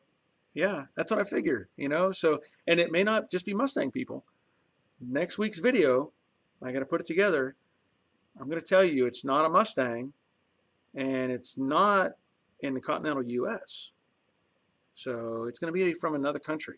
And I think I'm going to have several of those eventually because other people are contacting me and wanting to share their cars. Leonard, if you can figure out how to video, I'll send you one of my Torino. Okay, well we can talk on we can email or you know I think you're on the Facebook page, um, and we can maybe figure something out. Rain Man, I use styrofoam 1 inch from Home Depot or Lowe's and insert it into my garage doors. Okay, well this is a roll-up door though. This is not a segmented door. This is actually a drum door. I use this door because I wanted to have my lights in the summertime when it's nice weather. I wanted to roll up my door and be able to have fresh air. And so that's why I use the roll-up door. So they do make insulated roll-up doors, but this thing is 16 by 8. I've looked into them and these blankets are cheap. I can put them up and this only took me like 20 minutes to set these up. But that's a good point. You know, I do like your installation idea is good, but it doesn't work on my roll-up door. Yeah, the foam squares. Yeah. You're as innovative with your garage door installation as you are with making things fit on your project cars. Thanks.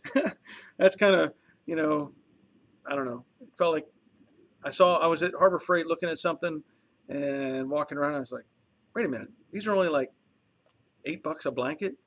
You know, I've got 3 of them, you know, plus I cut one up to make the third, or, you know, actually four of them. So, I mean, like $50. And then all the magnets were on sale. I got them each for like $1.99, and they're those long ones that are super, super strong. I mean, they're holding everything up. So, Kevin, thank you for all your videos. Because of your videos, made my confident cutting up a '67 fastback GTA. Cut entire floor pan out, among other things. You're welcome, Kevin. That's awesome. I like to hear that. I really do because, you know, when we had the body shop and we did this, you know, collision work and we did some restoration work. And I was trying to share videos, you know, of the work we did there. The thing is, you can't, you know, as a shop, we can only take in so much work.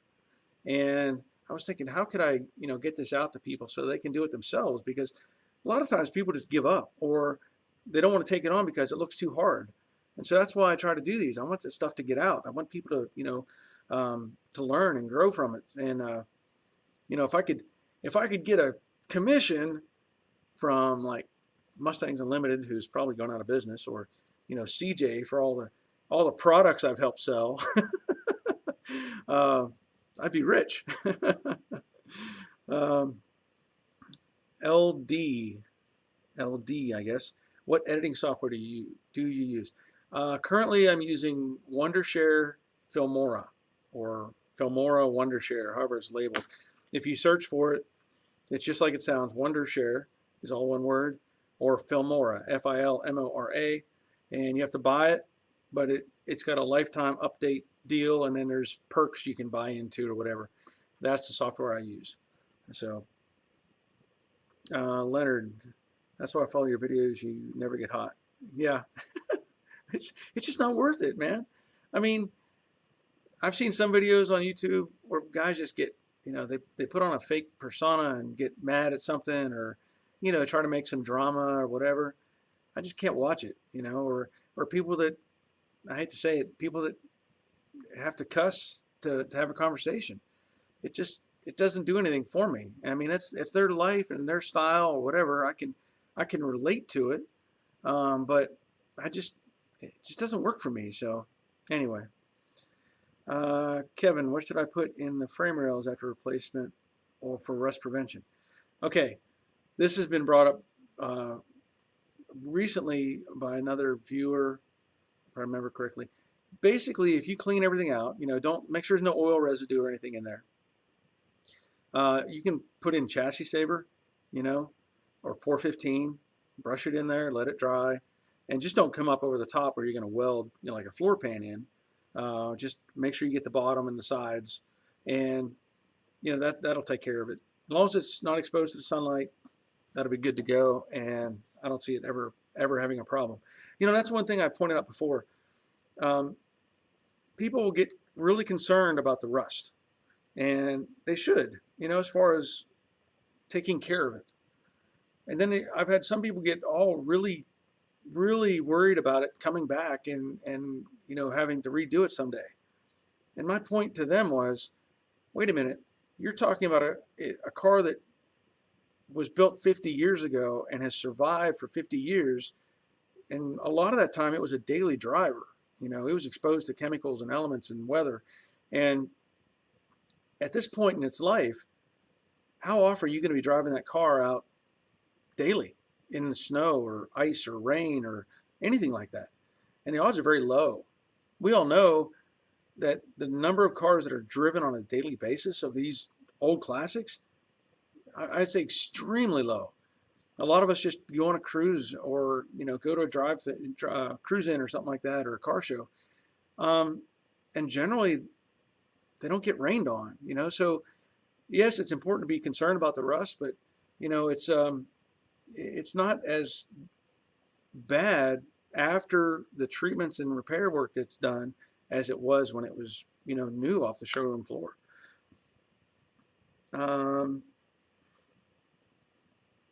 Okay, let's see, Robert. Been thinking about making a video of my 66 coupe, but after I make a little more progress on it, just about happy with the front frame rails, etc., and almost ready to weld it all together. Cool. Very good. Leonard, hey, that 70 Mustang you did was awesome. Oh, that blue one, that sport roof. Yeah, that thing turned out fantastic. If you haven't seen that, if you're interested in it, look up the 70 Mustang that we did at the body shop years ago. I put floor pans in it, rebuilt the cowl, I did repair work on the doors, the fender. I think the quarters were okay. I'm going to put some patches in. But one of the interesting things I had to do on that car, and I didn't probably film it very well, was the vents in the toe kick area, were below the dash on the side. That area was rusted out, and I don't think they made patches at that time, so I handmade the receiving, or the hole in the flange. I handmade all that on both sides and put it all back together. It turned out great. But yeah, go check out that 70 Mustang. And that car had a special paint job on it because, I don't know if it shows up in the video or not, because the man who owns it, he was eventually going to give it to his son, I believe. And so we did kind of a Boss 302 style stripe on it, but we put USAF because his son was in the Air Force. So it has USAF on the in the stripe instead of Boss. So, and that one is the one I did that throttle bracket on for the Edelbrock.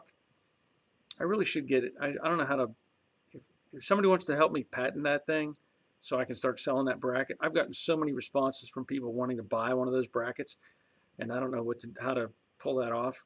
But I don't even know who to talk to about it. But anyway, Tom, I will. Okay, guys, it's 1:30 in France, And okay, glad you're here, Tom. We'll see you. 1:30 a.m. in France. Yeah, you need to get some sleep, especially if you got to work tomorrow. Let's see. Rain Man, there's a company that makes 1968 Mustang convertible chrome trim around the boot area. Look at it on eBay. I must have missed something on that. All right, Marty. Barry, if you were up for a road trip video, take a ride up to Hampton on Old Highway 3 on the road north side of town and stop at the garage on the right with all the Model Ts and other old cars. Maybe. I might be able to do that. North side of town. Well, Marty, send me an email. joedaddysgarage@gmail.com, and we'll go from there. So, might be interesting. Leonard, yeah, it's a must-see. Okay, thank you, Leonard.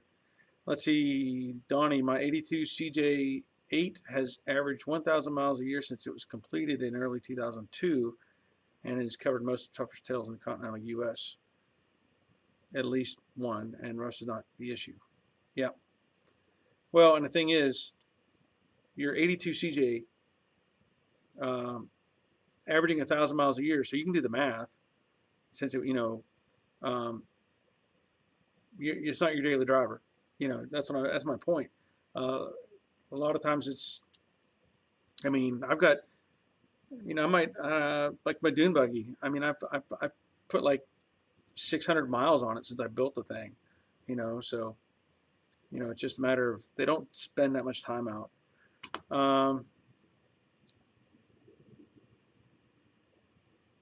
Let's see, 66 Mustang. The guy from the Call of George channel is a big fan of your channel. He was definitely grateful for the template you sent him. I can't believe he was able to put that car back together. Yeah, we actually communicated on Instagram on that because he was trying to put his vintage air unit in his 68 coupe that he's building, which is a pretty cool car. Call of George is the name of it. And I think his car's named Elaine, I think is or something like that. Anyway, Call of George. Yeah, he was having trouble because the holes weren't in the firewall that he put in from Dynacorn to hold the AC box. And so we communicated, and I made him a template and sent it to him. And unfortunately, I missed one hole, but I was able to get him the hole that he needed to start from. And so he was able to get that unit mounted up, and he's got a pretty cool car. I will say it's going to be a hot rod when he's done. That car is going to be nice. Bluefield, West Virginia, through it all. Well, I'll just say, glad you're here from West Virginia. Daryl Jones, late to the party but present now. Well, glad you're here, Daryl. Yeah, I've been on here for an hour and 38 minutes now. I've got nothing else to do really, and it's cold outside, so I have the heater on. I've got some water to drink tonight, and that's about it. So, what else was there?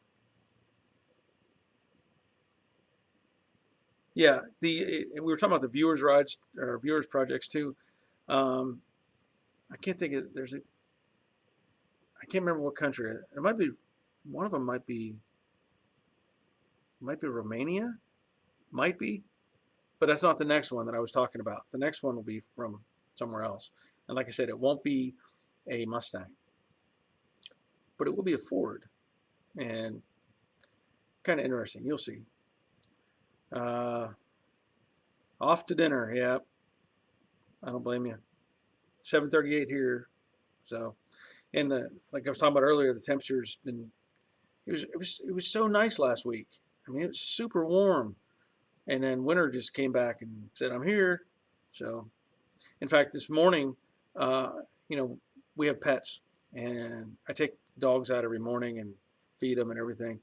And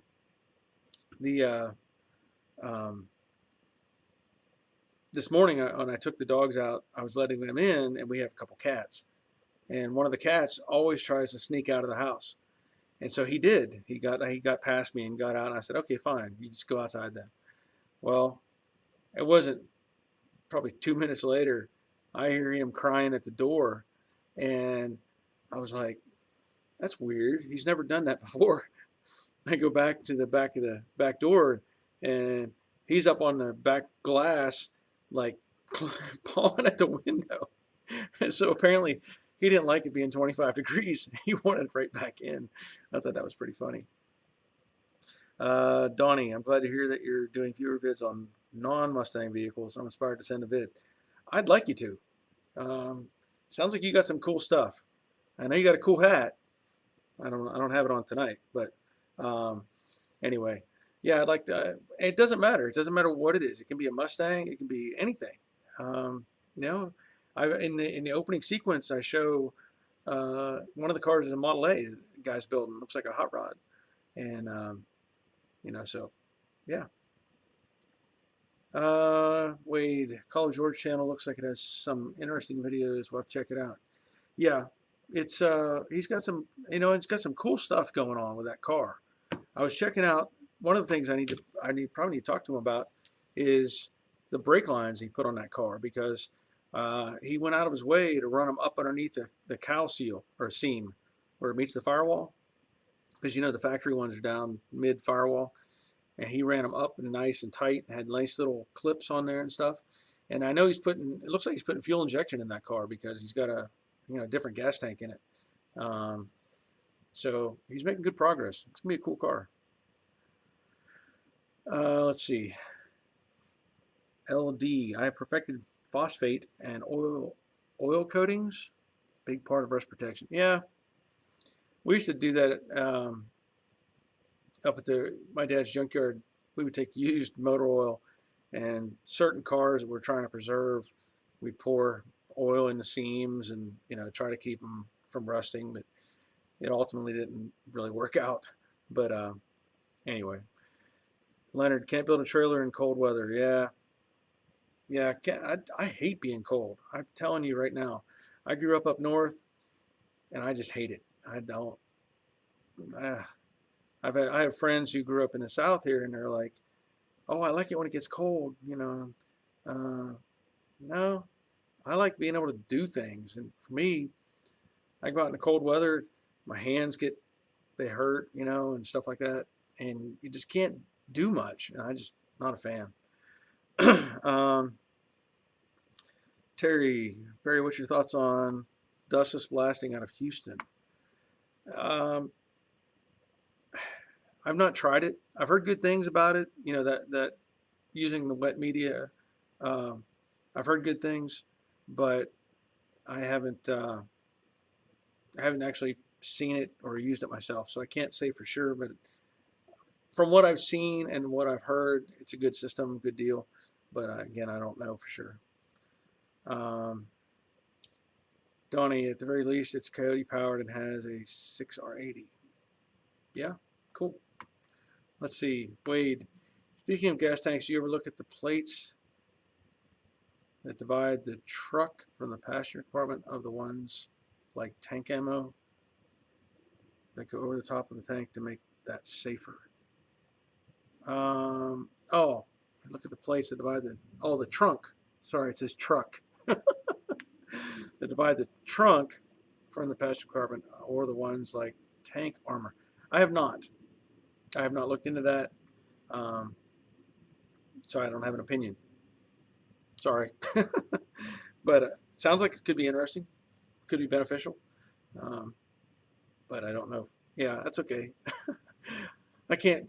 It's hard for me to, when I trying to look at the camera, and then I've got my laptop down below, and the words on the screen are that big, so I got to kind of focus on what it says there, but not a big deal. I don't even know how many. I've got 85 viewers. I guess it's been a rotating number. Let's see. Oh, I just noticed there's a donate. Oh, yeah, a little late. I noticed on my perimeter of my screen for on YouTube, it has a donate function. It's talking about schedule a charity stream from your dashboard or donate to help the Red Cross raise money for relief for Australia bushfires. So just now noticed that, and probably too late to do that now. So what else is going on? Any other questions out there? I know there's 85 people. It says 85 viewers. I don't know if it's 85 on the channel right now or if that's how many have been watching overall. Let me see if I can go to this quick. No. Anyway, so let's see. It's going on, getting close to 8 o'clock. Looks like everybody's kind of winding down from what I'm gathering. This has been good, you know. Like I've said before, if you would throw a thumbs up, all those thumbs up matter. You know, they help the channel grow. They, with YouTube's algorithm, you know, they get the more thumbs up it gets, something like it, they promote it more somehow. So it helps the channel grow and helps, you know, develop things. So don't forget to do that, please. And you know, like I said, leave comments and all that cool stuff. Oh, let's see, Russ. I've got several projects I'm working on: 51 Ford, 70 Dodge Dart with a 440 big block, 66 Mustang with 67 shock tower. That's different. Getting a 390 big block. Always something to keep busy. Yeah, there's always something to do. You know, there's times where I take a break occasionally. Like I'll get tired of working on something, and I might go do something else, like that little, I don't know if you can see it still back there, that little tricycle I'm trying to build. You know, I started working on that where I'm building my own kind of three-wheeled tricycle, gas-powered thing. But yeah, occasionally I'll just start welding stuff together. You know, I just get to the point where I got to find something to keep me distracted, let's say.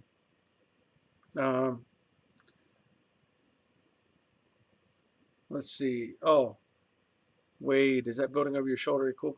No, that's just a picture.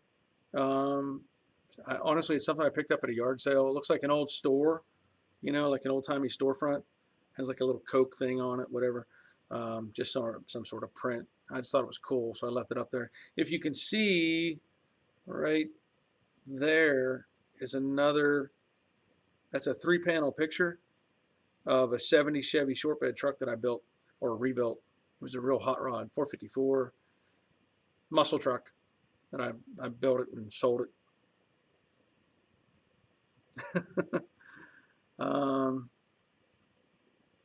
Let's see. Leonard, what's the best sealer you can put between the quarter panel and inner wheel? Well, that's a good question. If you're talking about like spraying it inside to where it drops in, it's going to have to be some sort of a more liquid type of sealer so that it actually gets soaked down in. It may be beneficial to actually try some Pour 15 or something like that to where it can soak down into that channel and then top coat it later, like with some sort of a spray sealer. I know on the Brooklyn Pony we're going to be putting in lizard skin, and that's going to go all over the place, top, bottom, all over the car. So hopefully that will work to seal up the car. Otherwise, on the edges where the inner and outer meet together, and there's the weld spot welded, I usually take Evercoat brushable seam sealer and put it in that little gap, to try to keep any moisture out of it. So, LD, why hasn't anyone made dimension on these old Mustangs? That's a good question. Now there are drawings and stuff out there that people have made. There's prints and stuff online, but I've heard that certain parts of it aren't accurate. But you're right, there should be, you'd think there'd be something out there that would give people good measurements they could go by. I talked to a gentleman the other night. He sent me an email, and he was struggling with measurements because all he had to measure from was the original inner floor brace where the transmission hump is. That's the only piece he had that was still left of the car to measure from. So yeah, he was having a hard time, but I think we got it figured out. Any tips on rusty leaf spring eye bolt removal? Torch. uh, you know, it's probably going to snap. Honestly, if it's been in there and it's real rusty, you're probably just going to put torque on it and just snap it off. Otherwise, take a Ziz wheel, a little skinny cutoff wheel, which is what this is right here, little, and cut the head off of it, or nut off of it. They do make a nut splitter. I don't have one on hand right now, but it's basically like well, this is not near what it is, but it kind of has a round shape like that, and then it has a chisel point that you tighten, and so the splitter goes up and digs into the nut and actually splits it apart. So if you can get a nut splitter in there, I don't know, I haven't tried it on that bolt, but you might be able to get a nut splitter in there. So Google that, nut splitter. Um, uh, let's see. Barry, what do you use to fill the gap between the quarter panel and the sail? Well, original cars, they had lead. I don't use lead, obviously. Typically what I'll do is, once I'm comfortable with it all being welded and solid, if I want it to be a little more confident feeling, I'll use short strand fiberglass, body filler, and get that in there and let it bond in. Now, of course, I'll scuff it up really good. I'll make the metal rough before I do any of that. But that's usually what I use, short strand fiberglass filler. And it seems to work. I know there's other products out there. I can't think of the names. I'm sure like 3M makes something that can be put in there like that. I've heard of other things, but I don't know the names. So that's what I use. Donnie, tell Mrs. J Daddy's Garage I said thanks for allowing me the time to quiz you. She's probably inside watching on her tablet right now.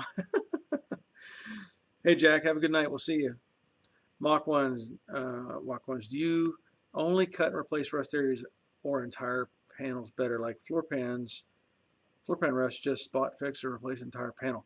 Okay, a floor pan, just do the whole thing. I mean, by the time you start cutting, if you're looking at doing a front section and you want to keep, the seat pan in place and do the rear, and just do yourself a favor, just cut it out and do the whole thing. If you can, depending on the condition of the rest of the pan, I haven't done it yet, but I really want to, is a one-piece center floor pan that you just basically drop in. Everything's new. You weld the perimeter, weld it to the floor supports, you're done, and it looks great. You go underneath, there's no seams. As far as exterior sheet metal, I'm going to try to save as much of the original panel as I can. So if I have to, I'll do the full quarter. If I don't have to, and I can do the patch. Now, I will point out, I did a patch panel on Mystique years ago, and the patch panels they sell are junk. They're like an over panel. It's like a crash panel, like it just covers up the damage and you weld it in, and the transitions aren't right, it doesn't look right.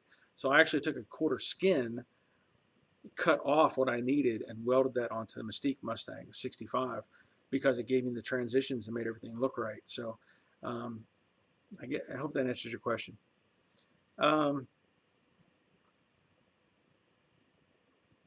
Okay. Yep, that's Leonard. That's what I'm after. Okay, Russ. Thanks again. You're welcome, Russ. Have a good night. 60 floor pans came painted, same as the exterior after I replaced the front driver's side floor.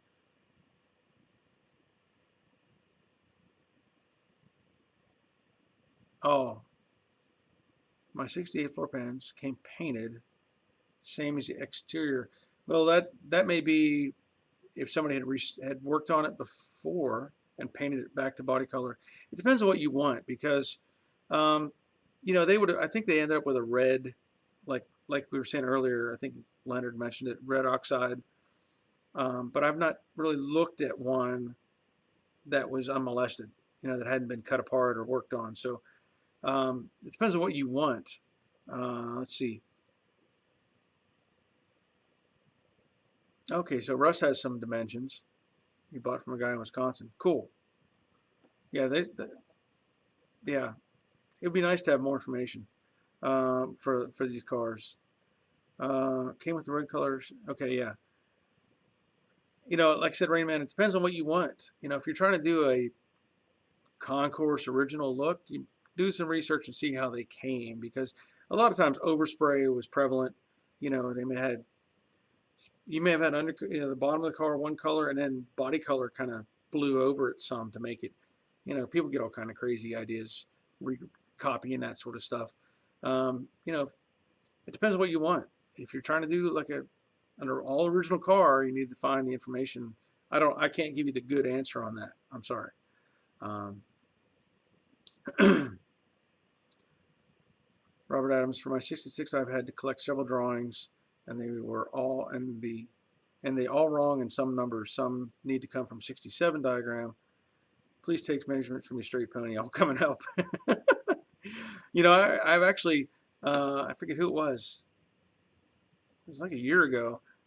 I gave somebody some measurements from that car, because yeah, it's near as I can tell, it's not been cut, modified, nothing. Great car. Uh, let's see. Mark wants, I can drop a car off for you to try that pan. You never know. You never know. I could probably do that pan in a couple days. Um, to me, that's a pretty easy fix, as long as you can get it in the car. I think sometimes you have to. I think I've heard people talk about you have to go through the windshield, but it also helps to pull the steering column out. So you're not fighting with all that stuff, because obviously it's going to be kind of tricky to weave it into the car. Let's see, Joe Pointer. Is that you, Joey? What are your thoughts on high build primers? Um, that's a good question, I guess. I use um, the PPG high builds. You know, I haven't used other brands, so I don't really have any opinion beyond those. Uh, they do great. I've had good luck with them. I'm actually spraying that on the deck lid. That'll be in the next video towards the end of the week. And 2K high build. It's a primer surfacer, so high build. And that's about all I can tell you. There's other companies out there that make their versions, but I'm familiar with the PPG stuff, and I like it. Let's see, can floor panels be replaced in a rotisserie, or should this type of work be done on the level with stands?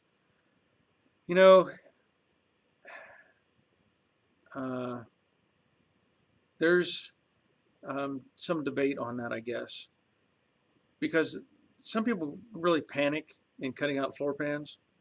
They really do.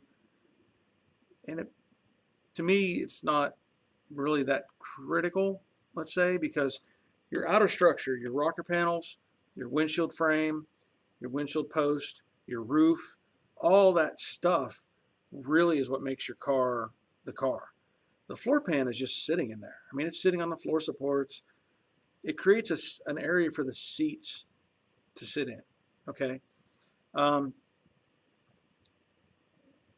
can't say don't do it on a rotisserie, and I can't say yes, do it on a rotisserie, but I can say that I probably wouldn't be really panicky about doing it on a rotisserie. As long as there's no weight in the car, it's not going to go anywhere. I mean, there's no reason why it should flex. You think about it, your cage, your exterior structure isn't going to change by taking out this piece. The pan is just there. The rockers and everything are what makes all your strength.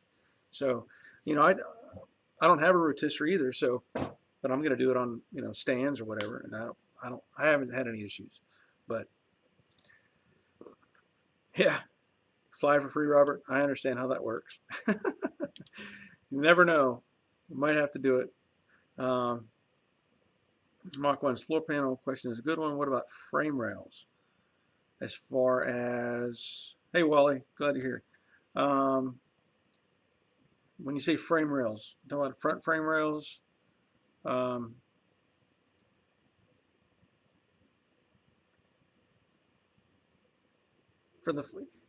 I look at the frame rail deal, like I did them on the Brooklyn Pony. Now you're talking a convertible. I had it on that body cart, not really a jig, but a body cart. The car, the rocker panels and everything are holding up everything. And of course, the convertible has double rockers, has an inner and an outer, or outer and inner, plus the center plate. So it's really strong. But the frame rails, the way I look at it is, as long as you don't have obviously weight in the car, if you're doing the frame rails, you shouldn't have the engine in anyway. But I mean, you're not going to do it on a rotisserie. We know that. So just have it up on stands and take good measurements. That's the key. Let's see. Have you ever seen the homemade car tilt made out of plywood and 2x6 timber? Definitely a cost-effective way to avoid. Yes, I have seen that on forums, on Mustang pages. I have not seen one in person. I have considered making one. I think the only difficulty I would have is my space, because my shop, like I said, it's 24 feet wide. I mentioned that earlier, but I've got a bench on either side. So I'm probably limited to maybe 18 feet. And so the width of the car is at, let's just say 7. And by the time you rotate it, I don't know. I feel like it might be kind of tight in here, but I wouldn't mind trying it. But I don't know that I will. Let's see. Leonard, want to put the Torino on a rotisserie to do the under floor pan and clean and treat the frame rail. Yeah, that's a good idea. Let's see, the 68 Mustang convertible trim where the cover boot covers. There's a company that makes chrome. If they're damaged, they're starting to make them on eBay.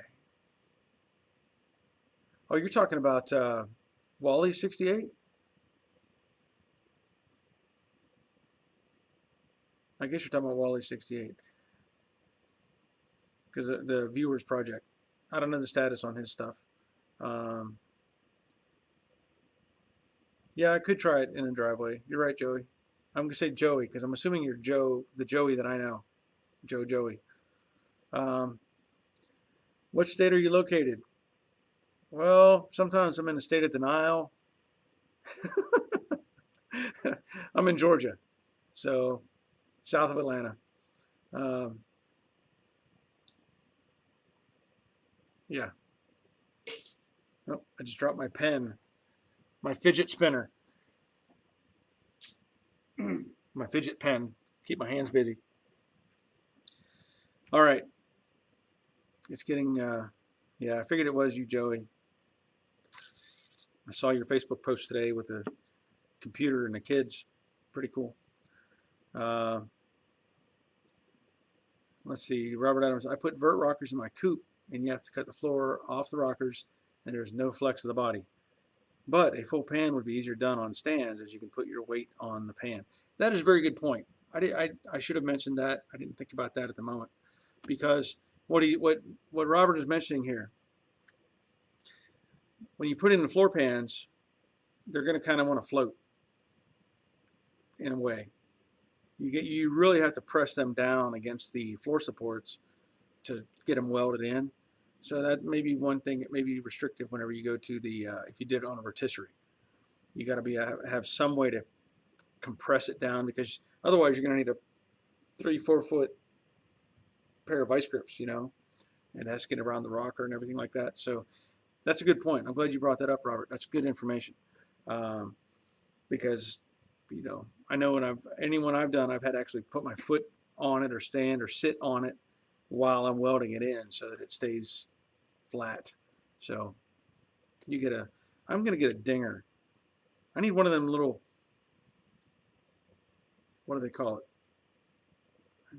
What is it called?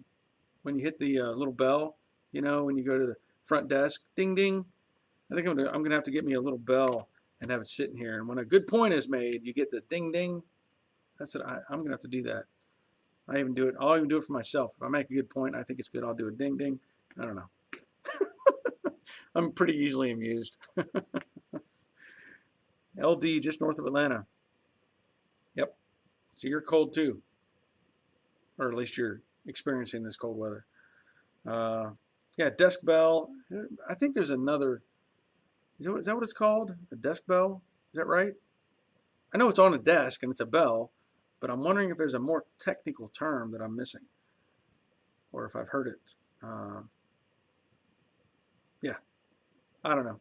I think I may just have to just go. I wonder where I could get one. Now I'm starting to think, where can I get one of those things? I wonder if Office Depot has one, or Staples. Surely they have to have something. Don't call me Shirley. Okay. All right. I'm starting to get off track here. Starting to lose my focus. Yeah, it's cold, man. It's cold. Um, I need to get in the house and get ready for bed. Mr. Desk Bell. Is that a good idea? You think that's a good idea? I gotta have my little bell sitting here, and somebody makes a good point. Ding, you get a ding. Might make it a little more interesting, you know. But okay.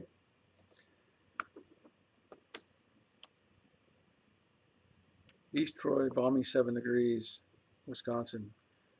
They have free bells in the hotel. I'm not sure they're free.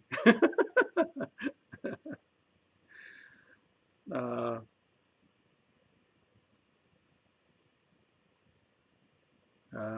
Missed it, whatever. I'm not sure what the airplane quote was, but I'm sure I've made an airplane quote or two. Um, yeah, if you don't like swearing, don't watch DIY. Oh, yeah. Uh, do you know what reason why the prices of convertible Mustangs are so variable? I don't. I mean, you could look at um, uh, the engine type, what options it came with, whether it has a title, because some states like Georgia doesn't require a title. Titles to me make it more valuable. Whether it's a C code or S code or K code or whatever, all those things weigh into it. Whether it's all original, whether it's been cut up and welded back together, there's so many variables that make it, one way or the other. Yeah. Okay. Yeah. Sorry. Yeah. Don't even realize I'm making my own jokes. Uh, I know where that came from. When you said airplane, I'm thinking aircraft because, I'm more involved with aircraft, but that's funny. Roger, Roger. Yeah, fastbacks are the hot ticket right now, but love convertibles. Yeah. Yeah, I like pretty much all cars. Just about anything, any old cars, really, really. Um, how much work would you get done if we're not filming? A lot. I'll be honest, I would get a lot more done if I wasn't filming. Um, and you've seen my videos. You've probably seen, the perspectives and the angles and in my bloopers. If you've been watching my videos for any period of time now, you know that most all of them have a blooper reel at the end. So if you stay, you get a couple laughs at my expense. Those blooper reels are there because I was filming and I messed up. And there's tons of times I don't say what I want to say, or I miss something, or I misphrase it, or something along those lines. So it takes a lot of time to film stuff, and then editing is, I think I had a question from Wade on Facebook. He was asking about some things about editing, and like this 3-part video series I'm doing right now. It was meant to be 2 parts. I ran into some conflicts. I ran into some problems, and I kept seeing, I can't just keep making the video itself longer and longer. I have to draw a line somewhere, and each one of those segments, even if it's a half hour, I'm probably editing at probably 3 hours of editing time, not counting filming time or refilming time. So I've actually thought about doing a video, and I may do this, setting up another camera of me making the video so people can see what I'm doing while I'm making the video, and just do the whole, just let it run, as long as I can, and just put it on maybe a time lapse or something, and say this is the period of time it took to do this. So I'm kind of toying with ideas along those lines. And I'm getting a bunch of questions again. All right. Tanner, I had a question. I have some rust on the frame of my 68 under my battery box that goes just past the bumper brackets bolt, and some pitting in the floor rail. Should I replace the whole rail? If you go back to the 65 Mustang I did, the light blue one, 2013, 14, somewhere in there, I show how to patch those, replace the front section of the frame rail. If the rear is good, I would not cut it out. Just me. I would section it. Just doesn't make any sense to me to cut out all that metal just to repair that much. So they do make patch pieces for that section as well. And so I did videos on that, and they were very well received. So get a chance, go back and look at those, and see if that gives you some help. Yeah, convertibles go as high as 30K and as low as teens. Yep, it's all over the map. You might get more done, but then you wouldn't have us and would not be enjoying you. Yeah, this is true. This is definitely, yeah, blooper music. Yeah, I'm gonna keep doing that. That one's called Polka Fun. It just fits. I love it. But yeah, yeah, I'm glad that I'm able to share these videos, and it's kind of an outlet for me, honestly. Because I've talked to Andrew with the Grease Rookie, and my background is like in cars and experience. Isn't a lot of people, their background and experience is like this, and mine is like this.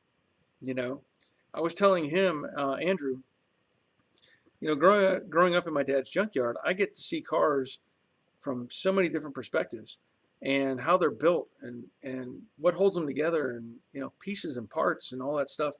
And even to the point where I was telling him, I used to do as a kid and teenager, I would actually do like my own crash analysis. I would look at cars that were wrecked and see how they came apart and why. And it's just kind of this weird mentality that I have, where I strive to know as much as I can. And so the more knowledge I gained over the years is great, but it's only good for me if I use it. It's better for others if I share it. So that's why this is kind of like it lets stuff out of my head. It's like a vent, let stuff out. Let's see. What do I got? Sean Boyer, Barry, I'm a high school auto teacher, and I have to say, you have taught me so much about auto body. Well, that's good. Makes me a little nervous because, if you're a teacher and you're still, but it's good that you're still learning. But, I'm hoping you're not just going to school and turning on my videos and having the students watch it and you get the time credit for it. Yeah, wouldn't. I got you, Wade. Frankie's woodworking channel, just watched the video of them insulating with the spray foam. Oh, okay. You talking about at the shop? Yeah. Yeah, that's made a world of difference. I can tell you that. Thank you, Joey. Appreciate it. Yeah, let's see. I'm losing my scroll. I am going to be you when I grow up and start my own channel. Thanks, Wade. I appreciate that. Rain Man, I bought my wife a 68 convertible last year, 12.5, one owner. I got lucky, 289, car seafoam green. That does sound like a nice car. Yeah. Send me some pictures. I would like to see that. Iron Man is back up. Yeah. Are you going to give us a live blooper tonight? And I probably already have. You have to, I don't know, kind of hard to do a live blooper. Um, yeah, editing is definitely the longest part. It is. Yep. And I was working on it earlier today. I spent a couple hours editing the next video for that's coming out later this week. And yeah, it definitely takes some effort. And there's a difference between, like this live video. Well, I can edit it on Facebook or on YouTube if I wanted to, but I'm not going to. But there are some people make a video and just leave it go as is. But anytime you see my videos and you see a transition point, like here's this segment, and I go to the next segment, and the next segment, I've had to whittle down each one of those to be reasonable, to be, more, I don't know, less drawn out, let's say. And that's why you'll see like the speed ups and all that stuff. I have to slice it out, change the speed setting on it, and then I take snippets out of that sped up part to shorten it up because, people want to watch stuff, but I don't think, honestly, there's probably not a lot of people that want to watch me block sand for half an hour. So I have to figure out a way to shorten that up. And then occasionally I'll add music because there's dead space. And, I think people like to at least hear something in the background rather than just scratching, block sanding, whatever. So, there's a lot of thought, I think, that I put into it to try to make it feel, I don't know, I want to say like a TV program, but better than average, in my opinion. I don't know. I could be wrong. Robert Adams, so we can rent Joe Daddy the movie before it's out in stores. Spaceballs. Yeah. Mach 1s, I would love a video of actual footage. Yeah, I can tell you, for me to do like a half hour to 40-minute video, I might have 4 hours of footage that I have to weed through and figure out what works and what doesn't, I'm obviously not going to normally put out a video that's 4 hours long. It's not going to make sense, and then seeing retake or mistakes and, in the voiceovers, whatever. So yeah, there's a lot of time. Donnie, I consider a video series for my latest build, but watched Joe Danny and decided I didn't want to invest in editing time. It's a long process. It is. Well, yeah, I mean, I'll just tell you, it is. There's been nights like the last video I did for the deck lid, the second one in the series. I wanted to get that out on Friday. I really did. I wanted to get it out on Thursday, but it just didn't work out. And I had to be up at 6 in the morning or 5 in the morning on Saturday. But I wanted to get it out on Friday, and I couldn't. I had to, because not only do you shoot the footage, edit the footage, create the video, then once it's created, you have to upload it to YouTube. And then you have to write in all the description. You have to put in all the tags and do all the check marks to make it do what you want it to do. And then you have to wait for that to process before it's actually up and running. And then some stuff you have to do on YouTube kind of after you load it to do some modifications. So that's why that video didn't come out till Saturday. I actually flipped it on when I was at work and finished it up. So yeah, there's tons of time involved, and I guess it's part of the game. If you're kind of trying to be serious about it and trying to make a good effort, you have to put the effort in. You just have to, just like anything else. You have to put your time in to make it proper, to make it work for you. Hey, good night, Sean. Glad you were here. Hey, Fairway. Glad you're here. Far away. Let's see. Terry asks, where are you from? Well, I'm from south of Atlanta. I live south of Atlanta, Georgia. Bernie, what happened to the Camaro you were replacing the whole side on? It's still here. It's sitting outside with a tarp on it. That's a personal project rather than a customer type vehicle. So it's just going to sit till I get everything taken care of with these other cars. But it's still here. I still have all the parts, all of them waiting. um, Speaking of Iron Man, he's right here. He was sitting up on the stereo listening in.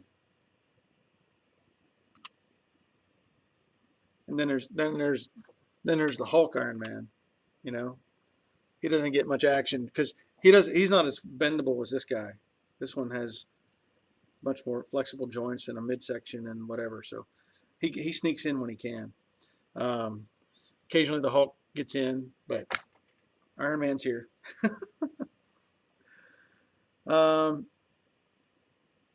Let's see. Do you work a full-time job? Yep, I do. I actually work 12-hour shifts, and so I work on weekends, and then I do all this stuff during the week. And yeah, I'm full-time for now.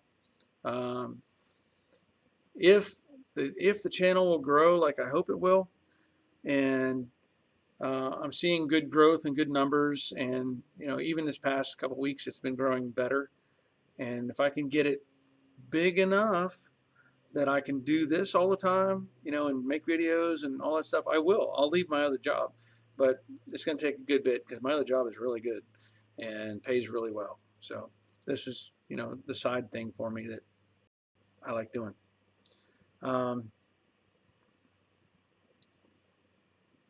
Let's see, Mach 1's up at 1:30 for work. Mach 1 out. Thank you. Have a great night. Yep, we'll see you. Have a good night. Thank you, Scott. I really appreciate it. Let's see. See you, Joey. I'm glad you were here. Glad you showed up. Let's see, Donnie, would you agree that a great paint finish is 95% prep and balance is actual painting, and videos are a similar animal? You know what? I've said it before, and I'll say it every time. A good paint job is only a good paint job because of what's underneath it. When we had the body shop, in a way, it kind of rubs you a little the wrong way whenever somebody says, they look at the guy that painted the car and they say, man, that car looks beautiful. It's fantastic. They don't know what it took to get it there. And to me, that's the real important part. Because really, spraying paint it's an art form. It is. But there's more art involved with making that car look like it should, and getting it straight, and having gaps and angles and corners and everything right. So yeah, you're not going to have a good paint job unless all the effort is put in prior. So, and it's very similar with the videos. You're not going to have a good video unless you put in the effort and make it happen. So, battery burnout. I'm going to rebuild my 72, but have no time, and yeah, job pays too good to leave. Yeah. Well, I've been with my company for almost 29 years.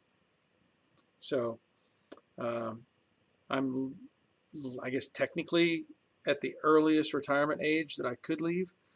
But the difficulty is healthcare.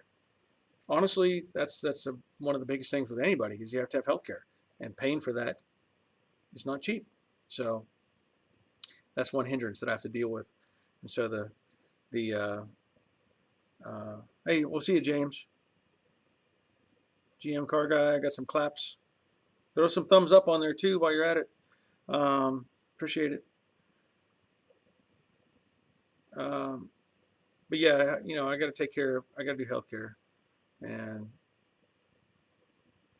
so we'll see how that goes. Eventually, if I can, like I said, the channel's got to get really big. I don't know where the tipping point is for when you have so many subscribers versus so many, viewers, videos. I'm not real good with understanding it all. But obviously, the more subscribers you have, the more views you have, the more likes you have, the longer people watch the videos, the more that people let the ads run on the videos. All those things help with the channel getting promoted on YouTube. That's the thing. It's one thing to find a search value where somebody's saying, I'm looking for X, Mustang, J Daddy's Garage, bodywork, whatever. But when the video starts getting looked at and viewed and shared and whatever, then YouTube sees that and they're like, hey, this one's popular. Boom. They want to promote it more. So that's why all those things are important. And that's why I tell people, leave a comment, or thumbs up or whatever. All that helps with the growth of the channel, and that's all I can ask. So work full-time job, yeah, far away. Work full-time job, work on a weekend with my videos. It's hard work. It's yeah. Bernie's asking, so how did the color changing paint do for you? If you're talking about the Evercoat primer, you'll find out. You'll find out in the videos coming this week, towards the end of the week.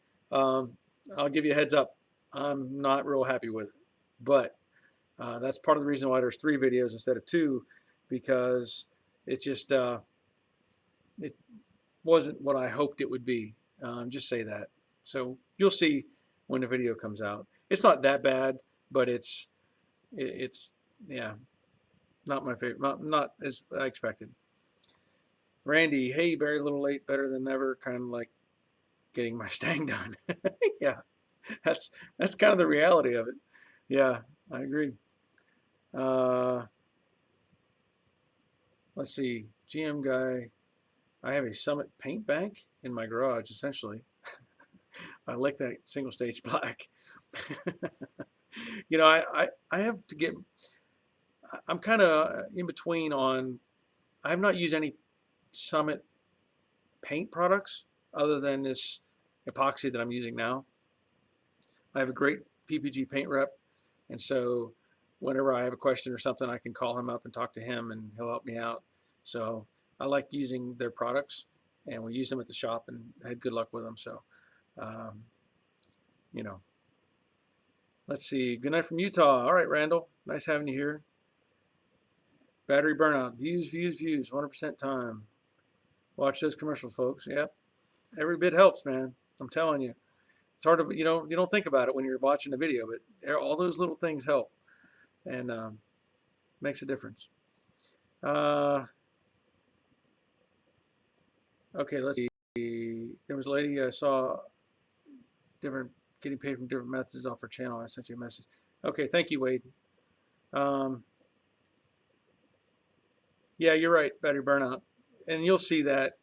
An experience is what really pays off when you're doing any kind of body work and primers and paints and fillers. And, it's like, I was talking to or emailing another YouTuber who's got a channel, and he's giving me some tips and advice, and I'm glad to have them, glad to take them. And we were talking about, I noticed something on his car that caught my eye, and it was the fender extensions. And they were not the same color as his fenders. And I pointed that out, and he said, you're right. And, it's just things like that you tend to pay more attention to. The longer you do it and the more you see it, the more you notice, and it's just how it is. So, yeah, really got to, experience pays for all that.